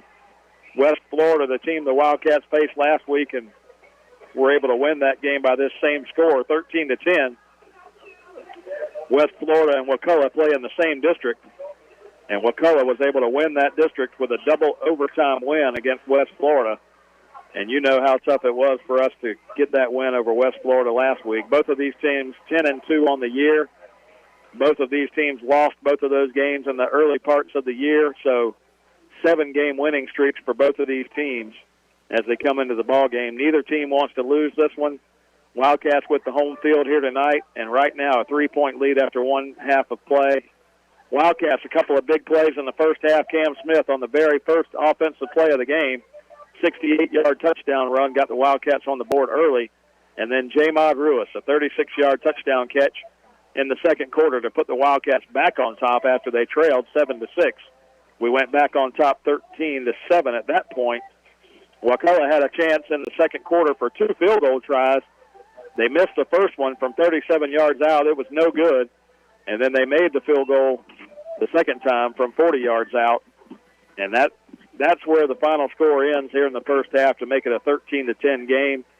And we welcome you into the Baker County Farm Bureau halftime report. Jack Baker, Justin Webb, 259-6332 down there to Baker County Farm Bureau. And second half, what we've got to look forward to here, you saw in the first half, the running attack for Wakulla is where they really, earned their points in the first half. The passing game, the Wildcats have been able to get a ton of pressure on the quarterback and make him really scramble for his life. We've got a couple big sacks in that first half, but coming down to the second half, Wakulla will get the ball to start this second half, and we'll see what they try to come out and do offensively. Jackie called it during the first half and said, hey, these two teams very similar. What you see the Wildcats do on offense, this Wakulla team does a lot of the same stuff. But one half of football, 12 minutes in each quarter, 24 minutes to see who's going to make it to the Final Four, Jack. And I don't think you could ask for a better performance from this Wildcat defense. I mean, even had a couple opportunities there that a big third and long that we felt like there was no face mask, and there was one called. The offense had a lateral go against us after we had just denied Wakulla points on a big drive. So a couple things didn't go our way in the first half, and we still take a 13-10 lead in the halftime. You just got to come out and keep playing football. I loved what the offense did on a couple drives. They tried to open it up, throw the pass. It was there. We came back to it, felt comfortable. Noah Ray throwing the football around. Jamod Ruiz was able to go down and score on a Noah Ray pass. So trying to mix in a couple different things here. They had their ears pinned back for Cam Smith after that initial run. Cam Smith just not able to find any creases in that first half after the big touchdown run to start the game. So we're going to have to come out. The offensive line's going to have to block a little better. We got to keep that running game going, but I like what I saw out of Noah Ray. Believe it or not, Jackie, tomorrow is the final week of college football for this season, and historically the final week of college football is rivalry week in college football tomorrow, and you've got a lot of rivalries, and you don't have to look much further than noon tomorrow to see some of these big matchups, and I got to tell you, none bigger than right there in Ann Arbor, Michigan, as the Wolverines of Michigan, the number 5 team, just on the outside of that Final Four in the college football playoffs, are going to host the Ohio State Buckeyes. We don't normally talk Big Ten football, Jackie, but that noon game tomorrow is a big one. Yeah, I mean, that's basically, I would almost be willing to state that that's a trip to the playoffs on the line in that game. I think if Ohio State continues to dominate like they did Michigan State the other day, there's no choice. Committee has no choice but to put them in. But if Michigan can keep playing good football and come up with an upset, my goodness, I mean, what do you do there? The team that beats Ohio State, you got to put them in, right, when they're sitting at number 5. Yeah, you have to. And, the thing is, Cincinnati sitting there plodding along. Cincinnati, not a team that looks like, to me, just based on the eye test, they don't look like a top 4 team in the country, but they're sitting there in that number 4 hole. So somehow or another, you got to get them out of that 4 hole. But that Big Ten matchup, Iowa is on the other side. They've got a Big Ten championship game next week. So the winner of this game tomorrow, they would stake their claim right now as that top 4. Then you got to see what happens in the Big Ten championship game. But, Jackie, I haven't done a good job of doing any prognostication here this year, but I'm going to tell you this. Ohio State, I believe, is the one team in that top 4 right now that can do battle with Georgia. I do believe that. I think they're going to win that game against Michigan, and they're going to roll. And some point this year, we're going to see that Ohio State-Georgia matchup. That's what I think is going to happen. Now, I haven't been right very much this year. I'll just say that. Yeah, but I do think you're right about that. Nobody expected Ohio State to do what they did to Michigan State. The line opened up at 19.5 points, and I said, there's no way. You got to take Michigan State in the point. And my goodness, was I wrong big time, because Ohio State rolled all the hopes and dreams of Mel Tucker and the Spartans up in one game. I talked to a guy today that's a staunch Ohio State fan, and I asked him about that wide receiver for Ohio State that's so good, and he said, hey, we've got 3 of them. So, hey, Ohio State fans think that they've got a chance this year, so I'm kind of rooting for it. I'd like to see, since we don't really have anything to root for around here, I'd like to see that Ohio State-Georgia matchup, because I do think, and we can talk about this next week during the halftime, but I do think that Georgia is going to get past Alabama and get into that Final Four. Oh, boy. I think so. They do have the tools to do it this year, but we go back and we look at Cincinnati, and I think when you opened it up, Mike, when you started the playoffs, that was the scenario. The scenario was these teams at the time, it was the Boise States and a couple others that had gone undefeated in the regular season, said, hey, why are we not getting a shot? The Central Floridas, why are we not getting a shot, even though they deem themselves national champions? But so you open it up to the playoffs. That's to give us a team like Cincinnati. They haven't done anything wrong. No. They've gone out and they've handled business and they've won football games. You got to give them a shot, I think, if they go undefeated throughout the season. I think, with the way things that the way the committee has it spelled out right now, Cincinnati would get that shot if they win that AAC championship game. So we'll see. So other matchups tomorrow in the rivalry game, Jackie. There was a time, and all of us listening, and all of us here, there was a time when this Florida State-Florida battle meant so much, and I know for the players that are playing on that field tomorrow, that game's going to mean something to them, Jackie. But for all the people watching this year, I just have to say this. The game's in Gainesville. You used to say whoever the host team is has the upper hand in this rivalry. It's not necessarily that way anymore. But I got to tell you, man, one team here is kind of moving on the upward trend just ever so slightly, and one team is kind of in just complete disarray. I'll be honest with you. I don't know who's more scared of that game tomorrow, Gator fans or Seminole fans, because nobody can tell me right now with a straight face they have confidence in their team going into that ball game. I know I sure don't, and I haven't spoke to a fan that does on either side. It could go either way. Both teams fighting for a bowl spot, which is unbelievable. We used to be fighting for a national championship game spot. Now we're just fighting to get in the bowls. How the mighty have fallen in the state of Florida. Well, I don't think Florida fans are scared of the game tomorrow. I think some Florida fans are just happy to get the season over with. I think Florida State fans should be scared because if somehow or another this pathetic Florida football team were to win that game tomorrow, that's going to set Florida State back some. But I don't know, Jackie. I don't even want to call a winner in that game tomorrow.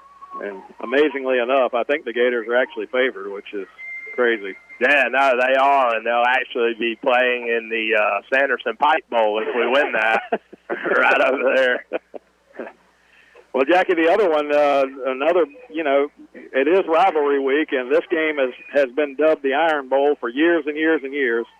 And Alabama, the Crimson Tide, they got to travel to Auburn tomorrow to take on the Tigers in the Plains over there. And I tell you, man, Auburn has been up and down all year. Bo Nix is not playing anymore. He's out. It sets up for an Alabama win, but there's something always crazy that happens in that Alabama-Auburn game. You expecting anything different tomorrow? No, I think I'll be honest with you. I did like it. I'm sure you saw it. Did you see Nick Saban's speech? I did. That was a harsh one for fans of football, but I tell you, he's exactly right. So Alabama doesn't blow people out, and now all of a sudden they're not good anymore. They've been one of the most dominant programs the last 10, 15 years here, and I think that continues. You know, it's nothing flashy, nothing fancy, but I think Nick Saban will have those guys ready. The one thing that Nick Saban said in that speech that really rang true is, well, he said a lot of things that were true, but what he said is, you know, where they've been sitting, Jackie, Alabama, where they've been sitting on that perch this entire time, there is no team that gets the other team's best effort more than Alabama. That's right. I mean, every time they step on the field, that team, you know, now there's sometimes when teams are just overmatched and they don't have a chance, but when you're facing a team that has some, you know, talent on that sideline, every time Alabama plays, those teams are coming after you. And, you know, he mentioned the Texas A&M loss, and that was one of those games for sure where Texas A&M came out and they wanted that game. They got it. Well, here, the only thing that I think Alabama's going to beat Auburn tomorrow, set up that matchup with Georgia, and what a classic matchup that's going to be. You've got an offense for Alabama that maybe can put some points up on the Georgia defense. Nobody else has, but if anybody can, Alabama can. The defense for Alabama is where the question marks have been all year, but I don't look at the Georgia offense is not what's propelled them to this point.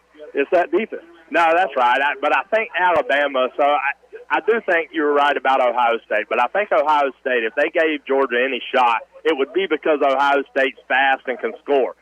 Alabama has the physicality to line up with Georgia, and I'm not saying they're going to win one way or the other. Georgia's got a great product on the field this year, but Alabama recruits the same guys Georgia has, the big, just staunch SEC guys that a linebacker, he's going to be 240 pounds, but he can also run a 4.3 40, you know. So if there's any team that could physically match up with Georgia, it's going to be Alabama. Jackie, in other news, I don't know if you knew this or not, but college basketball has started, and I've been watching. The Gators have opened up the season 5-0. They've got a couple of huge wins, a win against Florida State in a game that they needed to win, and then the other night they're playing in this Fort Myers tournament down in Florida. They knocked off Cal by 20 in the first round of that tournament and took on Ohio State, those Buckeyes, in the second round. Jackie, did you watch the game? Yeah, well, I watched the highlights of that one. I watched the first two games, man. I had to pay for ESPN Plus to get the first one just so I could watch. So, what a battle, though. This Gator basketball team, Mike White's put together a team that's got some guys on it, some seniors on that team between DeRuggi and Castleton. And they came down to the final seconds the other night, and Appleby drains a three-pointer from long distance to beat Ohio State, and they start out 5-0. So, hey, all you guys caring about college football tomorrow, I'm a college basketball. Yeah, it's basketball season. I don't care anything about it. I may peek at it. May peek at the score. Well, we got a big second half coming up here, and you better stay tuned. Just keep this thing locked in to 97.5 WFBB for the second half here as the Wildcats from Wakulla getting set to come back on the field. Wildcats with a 13-10 lead. We're going to take a 1-minute timeout, and we'll be back with this 5A region final right here on WFBB. Hi, this is Larry Birkins of Birkins Chevrolet in McClenny. It is truly an honor to help make these Wildcat radio broadcasts possible.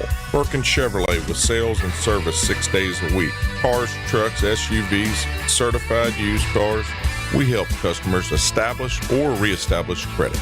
Thank you, Wildcat fans. From Larry Birkins at Birkins Chevrolet, US 90 in the heart of McClenny. Online at BirkinsChevy.com. Baker County Farm Bureau wants to wish the Baker County Wildcats much success this football season. Baker County Farm Bureau, specializing in auto insurance, homeowners insurance, along with life insurance. To get started with Farm Bureau, contact Jack Baker or Justin Webb at 259-6332. That's 259-6332.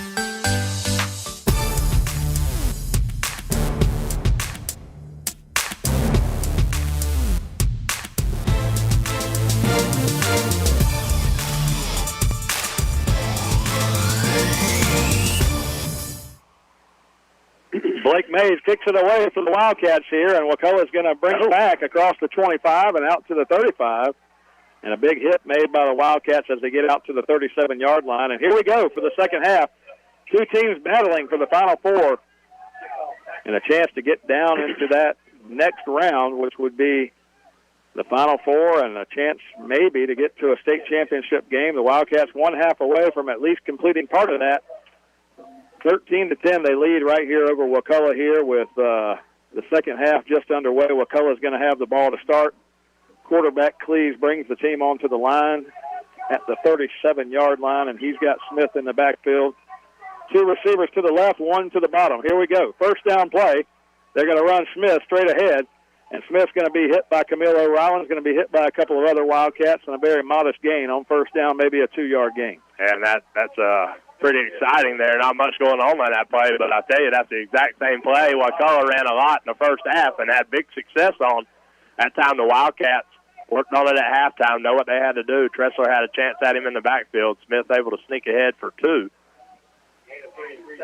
Second down play coming from the 40-yard line. Second down.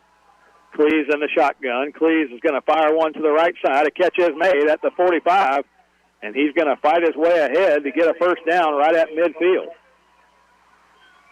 Cleves going to come right out, fire one in. Again, just a quick hitter there. Sitting down in the zone there, going to make those outside linebackers cover receivers out there, and we've struggled. I love it. Keep your eye on 58. I just heard from the crowd that he's holding every play, Jackie. First down and 10. Here we go from midfield. 13-10 ball game. You're going to fake the handoff up the middle. Cleve's going to fire one deep down the right sideline. It's going to be Jamil Jones coming over to make the play. And Jamil Jones almost gets the interception on that far sideline. A nice play by Jamil Jones. He kind of baited him up. Yeah, he did. I tell you, they were playing deep thirds that time. Jamil Jones went with the inside guy, realized there was somebody streaking up the sideline and broke on the football there. Good pass by Cleves, but, man, what a play by Jamil Jones. Almost came down with his 11th interception, Mike, but good pass breakup. Jackie, what I really want to know is, was 58 holding on that play? I was just about to ask the same thing. I can't watch a game now. I'm focused on 58 to see what he's doing. Second down and 10 from midfield. Here we go. Under center now. Cleves goes under center, and they're just going to hand the ball to Zamarian Smith. And Zamarian Smith's going to pick up 4 tough yards before the Wildcats just drive him backwards. And it's going to be a third down and 6. Well, I heard from 3 or 4 people at that time, and I'm not sure if it was 58, but somebody was holding on that play. Well, I can promise you this. If nothing else, the Wildcat fans will let you know what's happening down there. They will let you know there is holding on every play. every play. Third down and 6 now. Wakulla to open the second half. They've got the football. They trail the Wildcats by 3. 13-10. 10 minutes to go here in the third quarter. Cleves in the shotgun. 2 receivers to his left side. That's the strong side of the field. 1 receiver to the top. That's the short side. And now you're going to get a delay of game. Huge flag here. That's huge. Third down and 6. You can't afford to lose 5 yards, and they do. It goes back to 3rd and 11, and that moves them all the way back into Wildcat territory to the 49, or their own territory to the 49-yard line. Wildcats tried to hard count that time. Wildcats didn't bite, and then he just took too long. And listen, they go old school. Cleves runs to the sideline every play to get the play in, so he's got about 200 yards rushing from sideline to back to center. Third down 11. They send a man in motion. That's Carter. They're going to fake the handoff. Cleves looking for his first option. Not there. Now he's got to throw one down the sideline and out of bounds. And the Wildcat defense has opened up the second half with a 3-and-out, or not a 3-and-out. They got a first down, but they open up with a stop here, and they'll have to punt it away. That's a huge stop, Mike. We talk about the first possession at a halftime being one of the most important. So that time the Wildcat defense is able to stand and come up with a stop here. So we got Jamil Jones back there going to try to return this one. So let's see if he slides up 5 yards, Mike, and catches one in the end. Well, I hope so. I'd like to see it. Jamil Jones stands back at the 10, 15-yard line. Linville, the kicker for Wakulla, he's going to get his foot into it back around the 40. It's a spiral kick. Jones comes up and calls the fair catch. And that's a good job for the Wildcats as they come up and make the catch on the punt. And that's what we'd like to see them do, and we'll take it from the 20. Coach Mays heard you at halftime, Mike.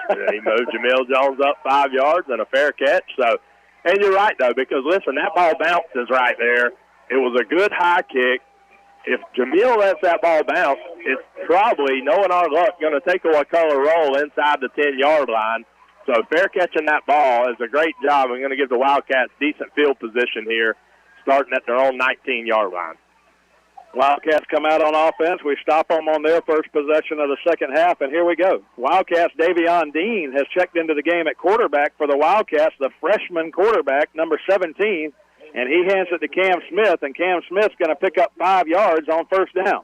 And maybe outside of the first play of the game, the biggest gain Cam Smith had on the ground, 5 yards, first give out of the second half. Second down and 5 now. Davion Dean, the freshman quarterback for the Wildcats, takes the snap. He's going to pull it himself, and he's going to run it out across the 25 to the 26-yard line and maybe the 27 to set up a third and short. Good pull that time by Davion Dean.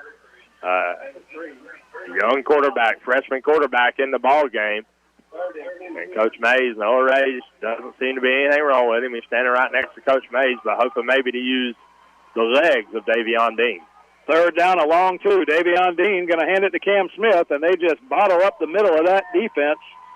And Cam Smith not got any room to run. He gets to the 28, but the Cats needed the 29, and it's going to be fourth down and 1.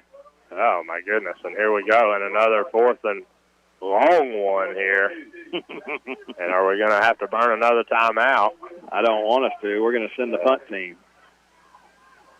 I'm not so sure on those third downs. Anything inside of 3rd and 2, Mike, that we don't go to that heavy package with Camilo Rollins, Toby Kinghorn, and those guys into the ball game and just try to pick up in those short yardage situations. Jamil Jones comes back into the game to punt one away for the Cats. The snap is a good one, and Jamil's got a great kickoff here.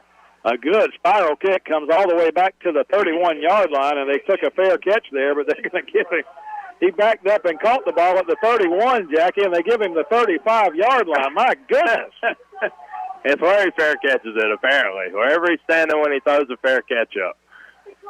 Jackie, he was backpedaling to the 31-yard line, and they marked the ball at the 35. He didn't even touch the ball at the 35. Now we're gonna have to. It's games like this where they're gonna have to eventually come with replay in the high school game. That's I mean, come on. First down and 10. Cleese is going to hand the ball to the right side. Kaz and the Wildcats push Smith out of bounds along the far sideline over there. He picked up 2 yards on the play, but again, that defense getting some good pops on Smith. Yeah, that defense is hitting over there short yardage that time. But listen, both backs were moving before the ball was snapped that time, and they've not called that yet. Yeah, you can't let that. Yeah, you can't let that play go. You know, you can't let it go, but they do. This is the same crew that just gave them 4 yards on a punt play. That's true. My goodness. Second down and 8. Cleese in the shotgun. They're going to hand it inside, and the Cat defense is ready for that play. One of the linemen for Wakulla loses his helmet down the field. He'll have to leave the game, but if they catch it, but yep, they got him. He's got to leave the game. It'll be third down and 6. Good job that time by Kaz. That was actually looked like number 7. Blake for Wakulla just trying to pick his way through there. Not much going on. Was able to fall forward for a couple, but Wildcat defense with another opportunity come up with a huge stop. 7:20 to go in the third quarter. Cats on top by 3. Third down handoff to Zamarian Smith, and he churns those legs ahead, and he gets out to the 48-yard line. He needed 5 yards, and he got 8. It'll be a first down. Oh, my goodness. And that time just didn't look like we were set. Wakulla went fast, and the Wildcat defense just wasn't ready for it, and Smith able to pick up big yardage. But you can just look at him, Mike. It is everything he's got to tote the ball in this second half. Yeah, I mean, Zamarian Smith, I told you, the one guy, he's a workhorse for this Wakulla team, and he's definitely a baller. The Wildcats, though, have given him everything he's wanted tonight. Zamarian Smith gets the carry again, and he gets hit again hard, but he picks up 4 with a burst of speed right there at the line of scrimmage before he's hit right there in the secondary. It'll be second down and 6. Yep, 2nd and 6. But, again, you're right. I mean, he just sees it, and he is wide open in a split second. And that time he met Camilo Rollins and Kaz after a gain of 4, and he didn't get any more, I can assure you. 2nd down, 6. Wildcats on defense here. 6:20 to go in the third quarter. Handoff inside. This time it's Blake, Xavier Blake, and he's going to fight his way to around the 45-yard line. A 3-yard gain there. It'll bring up 3rd down and call it a long 3. Oh, this is the one you just gave up a 3rd down a minute ago to Zamarian Smith. So 3rd and 5. This was going to be a 3rd and 3. So the Wildcats was giving themselves another opportunity here to get off the field. 3rd down and 3. Wildcat defense digs in. 5:52 to go, third quarter. Cats on top by 3. This is the Region 5A final, where the winner of this game makes it to the Final Four in Class 5A. And right now the Cats have forced Wakulla to call timeout here. And we talked to Jeremy Height during the halftime break. Jackie, we went back and we looked at that play that they called a backward pass early on. And Jeremy, they pulled up the video and they said it was close. Yeah, listen. Well, right down the line. Close is the difference in Wakulla getting 3 points and us having 5 minutes to go down and try to score. I tell you what wasn't close, that fair catch they called a minute ago that he caught back at the 31, and they put the ball at the 35. Here's the thing. So I'm okay with close calls. I understand close calls happen throughout the game, but you know what close calls have gone our way? None. 0, not one. They got Orlando Holland on a face mask from a tackle from behind. We still have yet to know how that happened. Picked up a big first down. A fumble that maybe not, I'm not sure. But, man, we just can't catch a break over here, and you're right, a fair catch. And it's really a residual effect because we really hadn't got any calls the whole playoff. That's true. I mean, it's been an uphill battle from a penalty perspective. 3rd down, the long 3. Cleese in the shotgun, takes a snap. Looks to throw, and he's hit. Orlando Holland got him. A fumble on the play, and Cleese got back on top of it. Orlando Holland forced the fumble, and the Wildcats get a huge sack on 3rd down, and they'll have to punt it away. Yeah, that time Orlando Holland, and there was a couple others bringing pressure, and Cleese saw the pressure up the middle, thought, let me get outside. Well, listen, big number 13 sitting out there waiting on you when you try to come out there. Good play by Orlando Holland and this Wildcat defense to get off the field. Wildcats send a man back to return the punt here. 5 minutes to go in the third quarter. Jamil Jones back there for the Cats. Linville is going to get it blocked. Ronnie Ellis got back there and blocked it, and Cavs has picked it up. And Cavs rumbling down the sideline is going to get to the 33-yard line. What a great play. Ronnie Ellis got back there and blocked the punt, and the Cats are in business. What a play that time by Ronnie Ellis. Just untouched off the outside. And the Wildcat special teams unit's been close all game long, and that time Ronnie Ellis, it wasn't even close. He almost took it out of the punter's hand, and Big Cavs picks it up and rumbles and stumbles and fumbles all the way down to the 34. Wildcats are going to get the ball first down and 10 at the 34 after the block punt turnover. And the officials call a timeout on the field here. Jackie, right on cue with the update that I just got. Special teams aficionado John Staples texted me and gave me an update on the Merritt Island score. Merritt Island in the third quarter, a 21-0 lead over Satellite. So Merritt Island's taking their claim here as one of those teams that's going to move on to the Final Four. The Stangs, the Mustangs of Merritt Island. And what would John Staples know about Merritt Island? I mean, I'll tell you what he wouldn't know. He wouldn't know about losing. My man went down there and won a bunch. I know. He comes from that area. But good to hear from you, John, and thanks for the update. If we get any other updates, we'll pass them along. But right on cue. I know John Staples likes a block punt just as much as anybody. No doubt. First down and 10, Cats in business here. Up 3 with the football. Noah Ray from the 33-yard line. The Wildcats run the football with Cam Smith, and Cam Smith fights his way down inside the 30 and still pushing that offensive line. They haven't blown the whistles yet. And my goodness, I'm happy with the 9-yard gain, Jackie, but these officials, you got to blow the whistle at some point. There's no doubt about it. But that time, Cam Smith may have scored again if he hadn't run into his own offensive lineman. But good pickup that time on first down by Cam Smith. give him 8 yards on the gain, and it's going to be to the 25-yard line here. Second down and 2, handoff up the middle. No, Noah Ray kept it. He goes around the left end, and Noah Ray faked it to Cam Smith on the zone read inside, and he's going to get all the way down to the inside the 15 to the 12-yard line. What a great play that time by Noah Ray, again, pulling that football and using his legs, and the Wildcats knocking on the door. First down and 10 from the 12-yard line. We're going to hand it to J-Mod going around the left end. J-Mod's inside the 10 and down to the 5. And, Jackie, just like that, when we go outside, we're going to get a flag on the Cats for holding. My goodness. And listen, how many times, again, we're just talking about calls that don't seem to go our way. Zamarian Smith has lived on the outside all game long. They've had one holding call called against them, and that was on a play that was inside the tackles. And the Wildcats try to run one outside, and we're going to get a holding call. Yeah, that hurts because the Cats had some room to run out there, and J-Mod had it down near the 5-yard line. Yeah. So that would have been about an 8-yard gain on first down, and now when you take it back to the 22-yard line where it is now, that's a net effect, a change on that play of about 17 yards. So huge penalty against the Cats here. Oh, man, you got a lot of momentum here, so I'd love to put some points on the board, but we got to go now.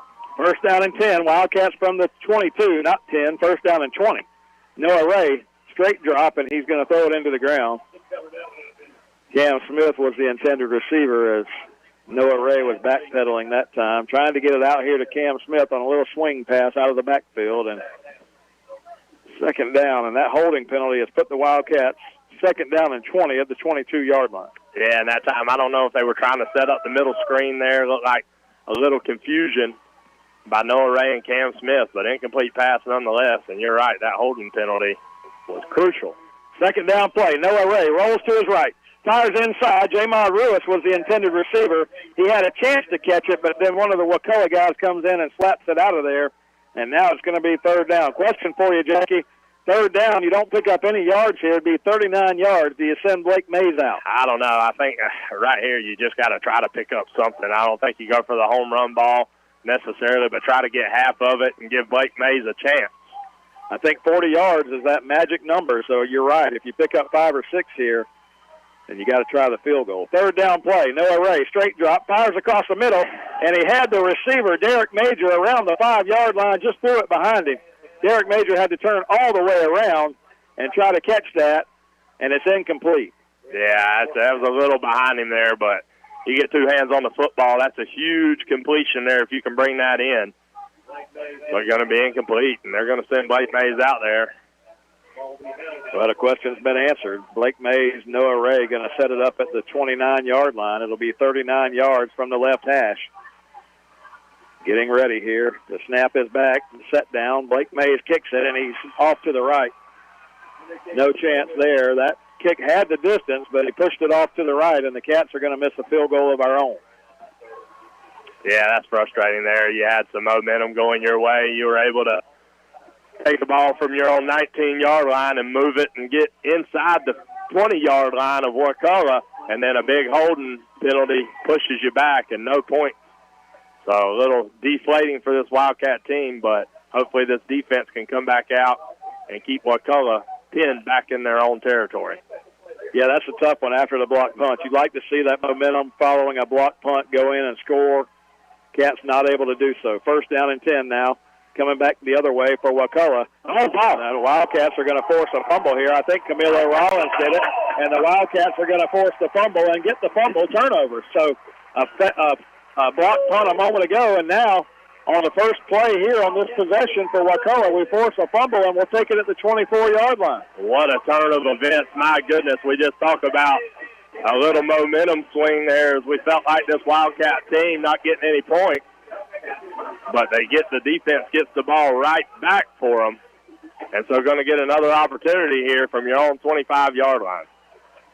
Well, that's a big turn of events here because the Wildcats, it looked like Camilo Rollins kind of hit him on the way by. I'm not sure if he forced the fumble or not, but either way, from the 24, it's a first down. Derek Major comes in motion, and the Wildcats going to hand it off the middle.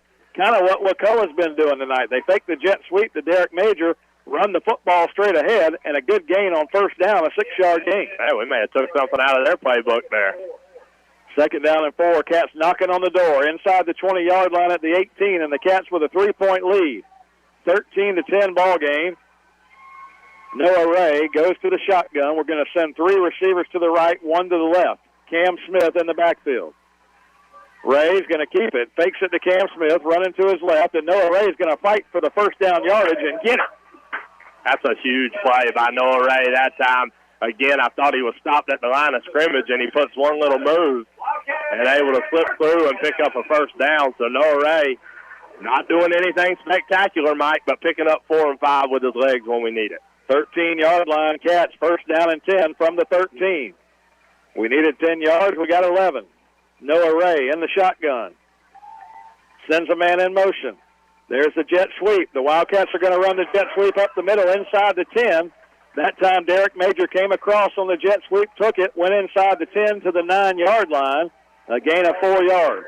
There we go. This is what I've been waiting on right here. Get the big boys in the game, Mike. Toby Kinghorn, Camilo Rollins, Big Gibson, Iman Gibson checks in. It's 2nd down. They need 6 yards here, but we're inside the 10-yard line. Camilo, full house backfield. He runs Cam Smith behind Camilo Rollins. He gets down to the 6-yard line, a gain of 3, and it's going to be 3rd and 3. And you might have just set this up, Jackie. You got 2 plays now to get 3 yards. Yeah, I like it. Keep pushing them, but, hey, listen, you got to push somebody off the ball right here. Toby Kinghorn and Camilo Rollins. We run a toss sweep behind them. Camilo got a huge block. Cam Smith goes into the end zone. Did you see that block from Camilo Rollins? I know who didn't see it. That's number 9 for Wakulla. As he's picking himself up off the turf, my goodness, if number 40's coming your way, you better move out of the way. Camilo Rollins just absolutely destroyed the defender in front of Cam Smith, and Cam Smith cuts it back upfield, scores the touchdown, 6-yard touchdown run for Cam Smith, and the Cats now a chance to take a 10-point lead. And Blake Mays drills this one down the middle, but the whistle's blew before the kick. And you're going to get a false start. The Cats will back it up 5. Jeez. My goodness, you're right. I tell you what, that Wakulla defender better go to the equipment manager and tighten the screws on that helmet because Camilo Rollins just rocked him. Well, Cam Smith opened up the game with a 68-yard touchdown run. In the second quarter, we got a J-Mod Ruiz touchdown from 36 yards out.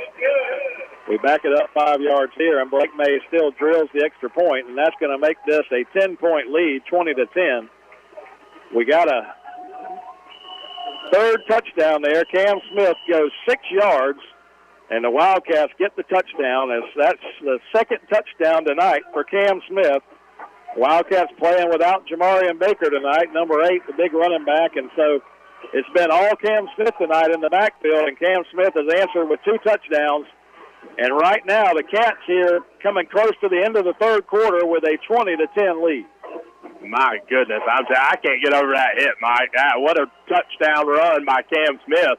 But that thing was set up beautifully by Camilo Rollins as he just demolished the defensive lineman for Wakulla. Well, I know he's a defensive player, but Jackie, it's an offensive play, so you got to call it a block. Oh, yeah. Can't get over that block. Flag down. The Wildcats are offsides on the kickoff here. They'll move it back 5 yards and do it again. But right now, you like the momentum in the building. The Wildcats had a block punt. We weren't able to convert on that. Turned it over after the missed field goal. Come back, get a fumble recovery, and able to move that one down, score the touchdown, and now the Wildcats with a 10-point lead. Yeah, that's what you want to do. I mean, your defense is out there giving you everything they got, and I know the offense is too, but when those guys do something big like that, a block punt, a turnover, you want to turn it into points, and that time the offense was able to accomplish that. So kudos to those guys, and let's keep the momentum right here on the Baker County sideline with 1:24 left in the third, up 10. Wildcats are 13 minutes and 24 seconds away from going to another Final Four. Kickoff high, deep, comes down at the 15. Wakulla's going to return it out across the 35 to the 36-yard line before the Wildcats meet him there. They'll take it first down and 10 right there. And let's see if the Wildcat defense can continue this stellar play. I got to tell you, man, we've said it all year long. I mean, the defense and what they've been able to accomplish. But a couple of turnovers here tonight. That last one, a huge one on the fumble recovery. And we're going to have a chance here with 1:16 to go in this third quarter to stop Wakulla, give them a 3 and out, and let's take the ball, try to run some of this clock and see if we can win a game and head down toward the Final Four, Jack. I like it. How about another turnover right here? Please, in the shotgun for Wakulla. They're going to fire the football out to the right. A catch is made, and a tackle by Toby Kinghorn made right away after a 3-yard gain. And that's what you want to see right there. If you're this Wildcat defense, and I happen to hear Coach Brock Kennedy telling the guys at halftime they're going to start taking shots, but we can't let anything over the top of us. Keep it underneath and make the tackle, and Toby Kinghorn does just that. Second down and 7 now. Wakulla with the football at the 40-yard line. Clock running. Under a minute to go in the third quarter. We're getting close to going to quarter number 4 here in this Region 5A final. Second down. Call it 7. They hand it off to Smith up the middle, and Smith got a burst. He's across midfield. Smith is fighting his way deep down into Wildcat territory here, and that time Zamarian Smith got loose. He got across midfield and gets inside the 30-yard line. A huge gain there for Zamarian Smith, a gain of 33 yards. Yeah, you know, I mean, as well as you've contained him all game long, you knew he was going to get his, but, hey, listen, he didn't score a touchdown, Mike. Get after him again. You've stopped him for 3 quarters here. You knew that Wakulla, even down 10 here, was going to come back and fight. They're a good football team. This 10-2 team, they won their district over there, coming out of a tough district with West Florida, and here they sit, 1 quarter away, trying to get to the Final Four themselves. Zamarian Smith, Bryce Cass gets in the backfield. Toby Kinghorn there as well. They tried to run Smith here as the third quarter clock expired, and the Cats stopped him for no gain. When we come back, it'll be second down and 10 for Wakulla with 12 minutes to go in this ballgame. The Cats, a 20-10 lead as we head to the fourth quarter. You're listening to the 2021 FHSAA Class 5A Region Final on 97.5 WFBB. For over 50 years, Dependable Heating and Air Conditioning has been serving the community of McClenny. They provide quality air conditioning, HVAC, and electrical work to the residents of McClenny and the surrounding areas. The phone number for Dependable Heating and Air Conditioning is 259-6546. Oscar and Susie Gray would like to say, go Wildcats. Again, that's Dependable Heating and Air Conditioning, 259-6546. Dual State Real Estate is a proud supporter of Wildcat football. We offer home and land sales as well as property management in Florida and Georgia. Come in for a free consultation and we'll show you how to get up to 16% more for your property. Mention this ad and we'll give you free buyer representation. Don't hesitate. Call Dual State. Owned and operated by Sabrina Thrift. Call us today at 904-397-0263 or check us out at dualstaterealestate.com. We'll give you service you deserve from people you can trust. And at Dual State Real Estate, we are always Wildcat proud.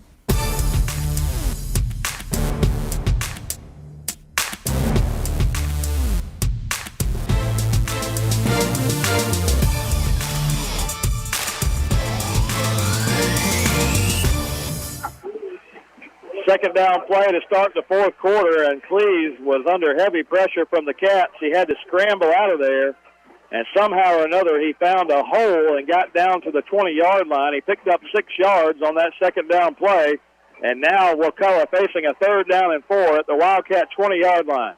Cats on top here, 20-10 in the fourth quarter of this Region 5A final. Cleese looking to the sideline for a play call, comes back to the line of scrimmage to change the play. Play clock at 10. Third down. They hand the ball to Smith. He was moved in the backfield, and the Wildcats were all over him. DeHaven Clark, Toby Kinghorn, they forced him out of bounds on the far sideline, but he's going to be close to the first down. Golly, that's so frustrating, Mike. We had an opportunity there.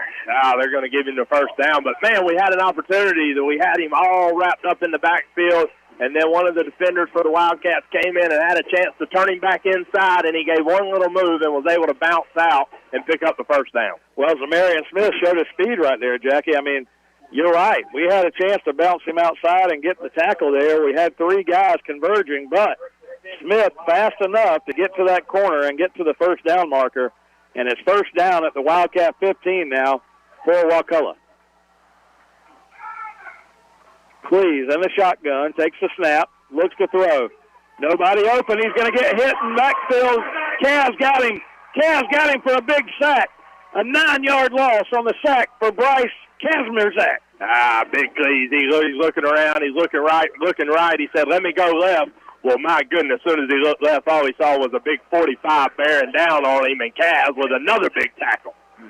This kid's going to be special, Jackie, just a sophomore on this team, and at some point in time I'm going to have to learn how to pronounce his last name. But Cass, number 45, in there for a huge sack. Some people have known him his whole life and can't pronounce his last name, Mike, so we're in good company. Second down, 19, Wakulla all the way back to the 24 on the sack. Cleese going to hand the ball inside. This is going to be a good hit for the Wildcats there as he only picks up 1 yard. I couldn't tell if that was Blake or if that was Smith. Yeah, I couldn't tell either. It looks like Blake down there. You got a big hit. You got 2 and 7, and they got upfield for a yard before they were blasted. I'm not sure which Wildcat hit them, but now third down and 18 Wakulla faces. They need to get all the way inside the 7-yard line for a first down. They sit at the 23. Good opportunity here for this Wildcat defense. Don't give up too much, and don't let anything over the top. Under 10 minutes to go here in the football game. The Wildcats with a 10-point lead, and now Wakulla, they didn't like what they saw. They're going to talk about it with a timeout. We've seen these teams have definitely used their timeouts tonight, Jackie. Well, listen, they rolled him right out there into the formation. He tries the hard count one time. It doesn't work, and then he just calls a timeout. Like normally, if you go the hard count, you got to have a play ready to be called right behind it. But Wakulla forced to use another timeout, so they've used 2 timeouts here. Down 10, 9:40 left in the game. You would think they'd want to hang on to those. Well, let's talk about where we're at here. So third down, they face about third down and 17, Jackie. They need to get the ball inside the 7-yard line. However, they're down by 10, so Wakulla adding 3 points here with a field goal. You know, they're down 2 possessions right now, so they need 2 scores to get back in this game with the Cats down 10. So a field goal would do that. That would give them 1 score. So I'm wondering if, Wakulla doesn't think, hey, let's just try to get 5 or 6 here and set the field goal up. Yeah, no, listen, I'm okay with that at this point in the game, and you're right. That's probably what they should be doing. But if you're the Wildcat defense, what you don't want to do is give up a cheap one right here in a third and long situation. 9:40 to go in the game. Third down and 17. Cleese rolls to his right. He got the snap. He's under heavy pressure, and it's going to be incomplete. He threw it down to around the 15, and Toby Kinghorn came up and put a big lick on the wide receiver and forced the ball out. It'll be fourth down, 17. The ball's at the 24. It's going to be the longest field goal that Linville's tried tonight. He tried a 37-yarder. He missed it. He made a 40-yarder.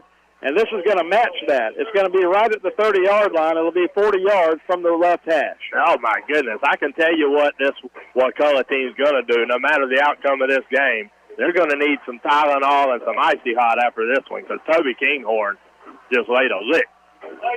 They're going to get a false start. Should have been. Linville's going to be short on the kick. Decline it. It's a false start, dead ball. They say you can't decline that. He would have been short on the field goal from 40. So now, Jackie, you got to wonder, Wakulla coaching staff, it's 45 yards now. Linville was not anywhere close on that 40-yard field goal, and now the offense is going to have to come back out on the field. Oh, man. And that's really a break for Wakulla, even though they've got a long way to go here. We had him with the false start there. He missed the field goal. But now they're going to get the offense out there and try to get a first down here. You got to back up. Don't let anything over the top. Don't fall for the double move here. I call timeout if I'm the Wildcats to get regrouped here. Fourth down, 22. Cleese takes the snap. He's going to look deep downfield. He's going to get hit and sacked. Orlando Holland got back there for the Wildcats. Forced the sack. Looks at the Wakulla sideline. And that's a huge play. 9:27 to go in the game, and the Wildcats will take over. My goodness, Orlando Holland have a game, son. Cleves, no time to get rid of the ball. He looked right, letting the receivers get down the field into their routes, and Orlando Holland says, not on my watch. Man, this defense has been special all season long, and tonight, Wakulla trying to be tough, trying to be physical, and the Wildcats defense has just been more physical. They just have. Orlando Holland was not going to let Cleves out of his grasp that time. A huge hit on the quarterback. First down and 10, Cats from the 35-yard line. Noah Ray sends Derek Major in motion. Wildcats going to run it with Cam Smith. Cam Smith fights his way out of there, and he's going to get out to the 43-yard line, an 8-yard gain on first down as Cam Smith just wouldn't go down that time. Yeah, that's just all Cam Smith that time, able to break away from a tackle and have a little burst of speed there to pick up 8 yards. Second down and 2 now. Wildcats at their own 43. You're okay with running some clock here. You're up 10. Wildcats send Jamod Ruiz in motion. Going to run it with Noah Ray to the toss to Jamod Ruiz outside. A beautiful play. And Jamod Ruiz just puts a foot into the ground there and makes a man miss over there and gets the first down across midfield and more. A nice job by Jamod Ruiz. A good play call there. Noah Ray takes it, fakes it inside to Cam Smith. Kind of runs a little option to the right side. Looked like a zone read play, but since he had Jamod Ruiz in motion, he just tossed it out there, and Jamod did the rest. Yeah, and we've run that play a couple times this season, Mike, with a lot of success because there's so many weapons. When Noah Ray's able to use his legs and pick up good yardage, and then you're worried about Cam Smith running inside the tackles after he just picked up 8 yards on you, and now you just send the speedy Jamod Ruiz to the outside there, and Noah Ray flips it to him, and Jamod Ruiz does the rest. Now, if the Wildcats can get a couple more first downs on this drive and move this ball down the field, you know, you have a chance here. You're up by 10 points. You have a chance with a score on this possession to kind of put the game away. Now, the other side of that is, you know, you got a chance here also to run some clock. Yeah, obviously, best case scenario is let's run the ball a few times and score a touchdown at the end. but you're right. If you score here, Mike, it's a lot of pressure with only one timeout left. 8:51 left in the fourth quarter here. Wildcats up 20-10. So a lot of pressure on Wakulla if the Wildcats can go down and score right here. But the next best thing, if you can't put points on the board, is to run a lot of clock. Yeah, I totally agree with that. Wildcats had a player shaken up on that play a moment ago on that run by Jamod Ruiz outside, which is why we've got a short delay in the game here. And we'll check on him and see. He looks like he's coming off okay. That's going to be one of the Cats that was out there on the far sideline. That was 26, I believe. Is that 26? I can't even see the number. Yeah, I thought it was number 20, Marcus Wilcox there, but I couldn't see either. Looks like he's okay. Comes out under his own power here, and just a little bit, maybe just twisted that ankle somewhat. First down and 10 Cats. We're at the 48-yard line of Wakulla. It's 28, but 28 is listed on my roster as Cale Cruz, and that's not correct. That's Josh Holmes. Josh Holmes. Toss sweep to the left side here on first down. Cam Smith caught it. It wasn't a great toss coming out of there from Noah Ray, who was about to get hit, but Cam Smith catches it and then goes upfield for a 4-yard gain. Yeah, you're right. A 5-yard gain. He had to get rid of that in a hurry, though. Noah Ray felt some pressure and got rid of it maybe a little too quickly, but Cam Smith does a good job of getting his hands on it, picking up 5 yards. 4 receiver set here for the Cats, 2 to the left, 2 to the right. Noah Ray in the shotgun from the 43 of Wakulla. Clock running. This play is going to take us under 8 minutes to go in the ball game here, and the Cats with a 10-point lead. Going to run it up inside. Cam Smith close to bouncing it outside there, and he's going to get down to the 41-yard line. Picks up a couple there, but now the Cats have a 3rd down and 3. Oh, my goodness, Mike. He tried to bounce that out, and somebody grabbed a hold of his shoelace to bring him down, because if he bounces it outside, he at least picks up the first down. 3rd down and 3 now. Wakulla goes to their Lion defense. I don't know what that is, but that's what the sign said over there. 3rd down and 3. Handoff. Noah Ray fakes it to Cam Smith. He's still fighting his legs, and they're going to grab him right at the 40-yard line. He faked the handoff to Cam Smith. Wakulla had that defended well, and it's going to be 4th and 2. the only problem I have with that is let the play clock run down. We should be at the point in the game now where we're not snapping the ball until there's 10 seconds on the play clock. That time we snapped it with 19 left. 4th down and 2. The Cats are going to show that they're going for it here. Noah Ray with a hard count. Wakulla has not bid on that all night long. I'm afraid the Cats are probably going to run this down and call timeout and think about punting this away. 5 on the play clock. Jackie, we went to the full house big power package earlier, and on 3rd down and short here a moment ago, I wonder why we almost didn't go back to that again. I know. That's what I was saying in the first half. I like that. And we're not picking up any yardage in these short yardage situations on 3rd down. We saw what Camilo Rollins could do. And, listen, I know you're not trying to burn those guys out playing Ironman football, but at this point in the game with 6:45 left in the 4th quarter, if I need a first down inside of 3 yards, I'm rolling them out there, and we're going to try to pick it up with the big guys. Well, it's 4th down and 2. Jamil Jones has come onto the field to kick the punt away for the Cats. And what you're thinking here is with a 10-point lead, 6:45 to go in the game, let's try to pin them deep. Let's see if we can get a good punt away here. You're at the 40. If you can get them inside the 15, inside the 10, that would be a good punt here for the Cats. So Jamil Jones onto the field. 6:45 to go in the game, and Cats up by 10. Let's see if we can execute here and get this done. Jones, a good kick. It's going to be inside the 10, and it's going to back up and take a great roll for Jamil Jones. What a great punt by Jamil Jones. They hit it the 5-yard line and stuck, Jackie, and came backwards. And we're going to down them inside the 10 at the 9-yard line. Had a little tiger vision on that one as he puts that backspin on it with his 9-iron, son, and just let it hit there at the 5 and deck back to the 9. What a great punt by Jamil Jones. 31 yards is all the punt went, but that English he had on it is what you needed. You know, that thing hit, stuck, came back, and then we down them inside the 10 to the 9. So now, with 6:36 to go in the ball game, Wakulla's got to go 91 yards for a touchdown, which will take some time, and they still need 2 scores here to get back into this ballgame. Yeah, 2 scores here, and you're right. I mean, that's got to be the thought process of this Baker County coaching staff, saying, listen, our defense has played really well. Let's not give them any momentum if they were to stop us on 4th down. Let's pin them deep, put our best unit out there on the field in this Wildcat defense, and see if we can get another stop or a big play. 1st down and 10 for Wakulla. The Eagles dig in at the 9-yard line. Cleves is the quarterback. They're going to spread it out. 2 receivers to the left, 2 to the right. Zamarian Smith is not in the backfield. They're going to fire one out to the left side. A catch is made over there by Baker, but Toby Kinghorn right on the spot.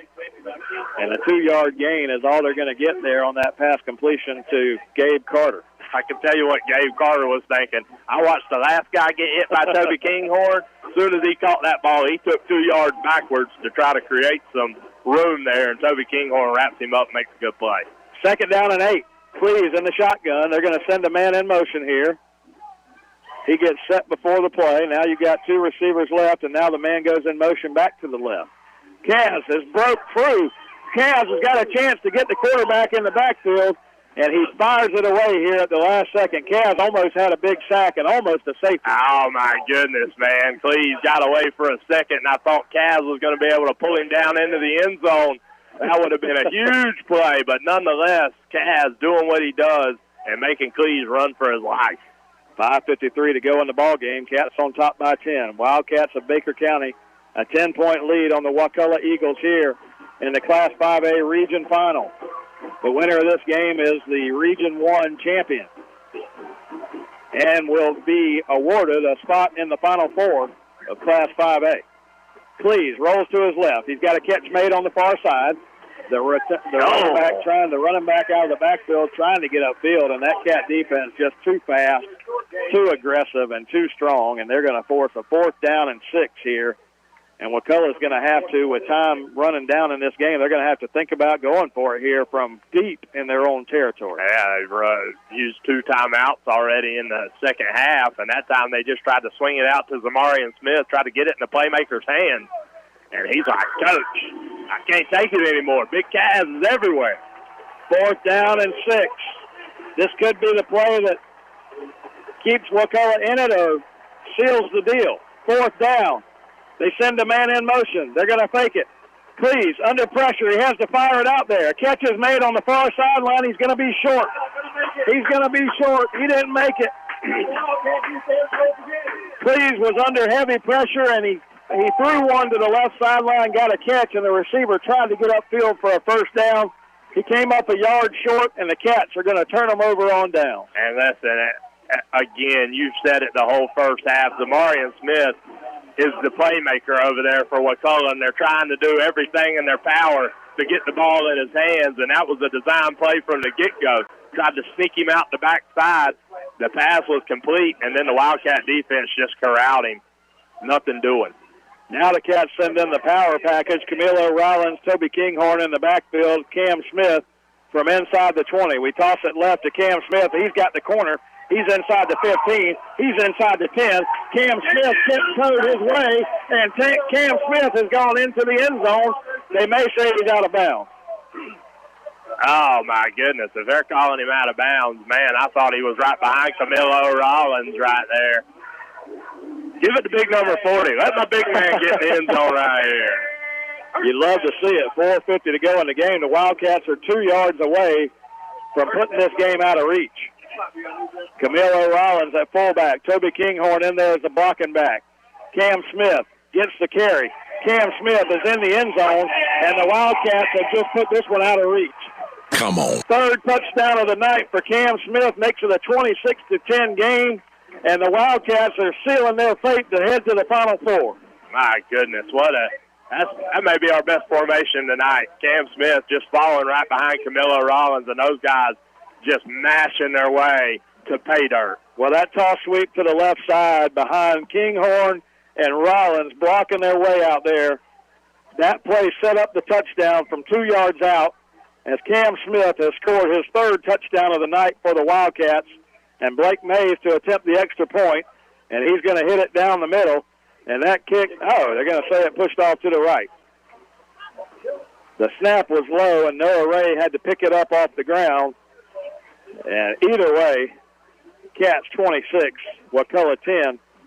The only thing that does, Jackie, is it keeps it a two-possession game if they were to get two-point conversion. Yeah, you're exactly right. That's what I was just sitting there thinking. That was a huge PAT there, and not sure what's going on. Blake Mays had been automatic. Well, that one wasn't on Blake. The snap was low. It kind of fumbled by Noah Ray. He got it up at the last second, and it just kind of pushed off to the right. Just struggling in the special teams unit. Field goal unit just can't quite get it together. A couple weeks ago had the same problems with couldn't get the ball to the holder and get it upright. Well, it's still a two-possession game, but you would need an exact perfect situation for Wakulla to be able to come back and tie this game. 26-10, 4:46 to go in the game. The long kickoff comes down at the 5-yard line.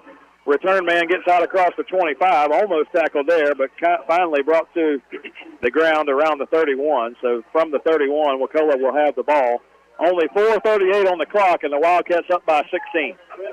4:38 left, and again, with this being a two-possession game, Mike, and I know a lot of things got to go right, but you don't want to give up a cheap one here. No, well, you can't. I mean, the way this defense has played all night long, they have to continue to battle. They have to keep doing the things that they've been doing, and let's get a turnover or get a stop on downs here and take the ball back and run this clock out of here. You're in the secondary here. Don't bite on the double moves.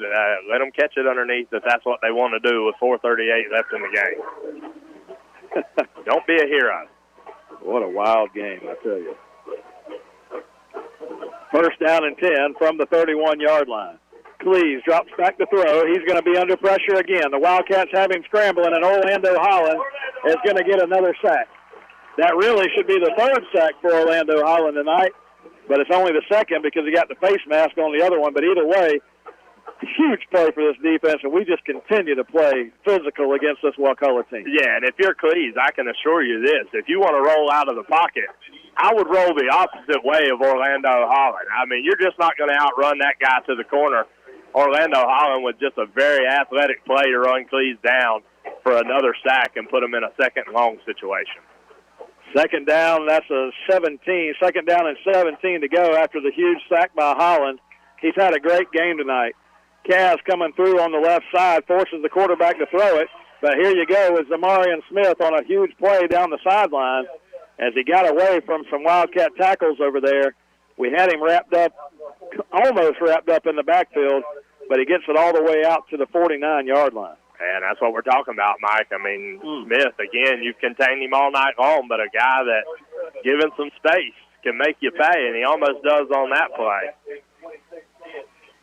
It's going to be a first down for Wakulla as they get the ball out to the 47-yard line. Hayden Cleves is the sophomore quarterback for this Wakulla team. He takes the snap, rolls to his right. He was under pressure again. Kaz almost had him, and now he's going to be sacked again. And this is Orlando Holland coming from all the way across the field on the sack. Orlando Holland, he flexes his muscles and says, I got him. He wanted to make sure Coach Canada and Coach Mays saw that as he tells them, did you see that? I just ran him down, son. I mean, he came from the far side of the field, Jackie, and ran down Cleves and gets the sack. 3:14 to go in the game, second down and 14 after the sack. Cleves going to hand it off inside to Zamarian Smith, and Zamarian Smith bounces it outside, and the Cats have him corralled this time. Only a 1-yard gain. Jackie, you talk about this defensive effort tonight for these Cats. Orlando Holland would have 4 sacks. Now, they called a face mask on one of them, which negates it, but he would have 4 sacks on the night. What a huge night for Holland. Yeah, I mean, listen, Orlando Holland has played out of his mind tonight. He's just all over the football field, but this unit as a whole has been tremendous. Third down play, Cleves is going to get sacked again.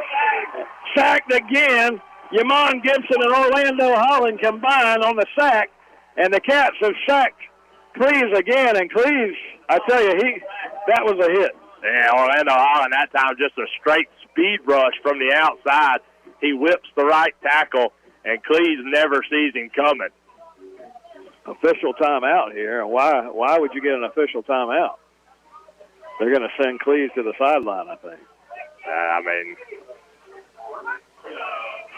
I mean, there's nobody on the field that's injured, but they're going to take an official timeout and tell the coaches that they need to check on Cleves.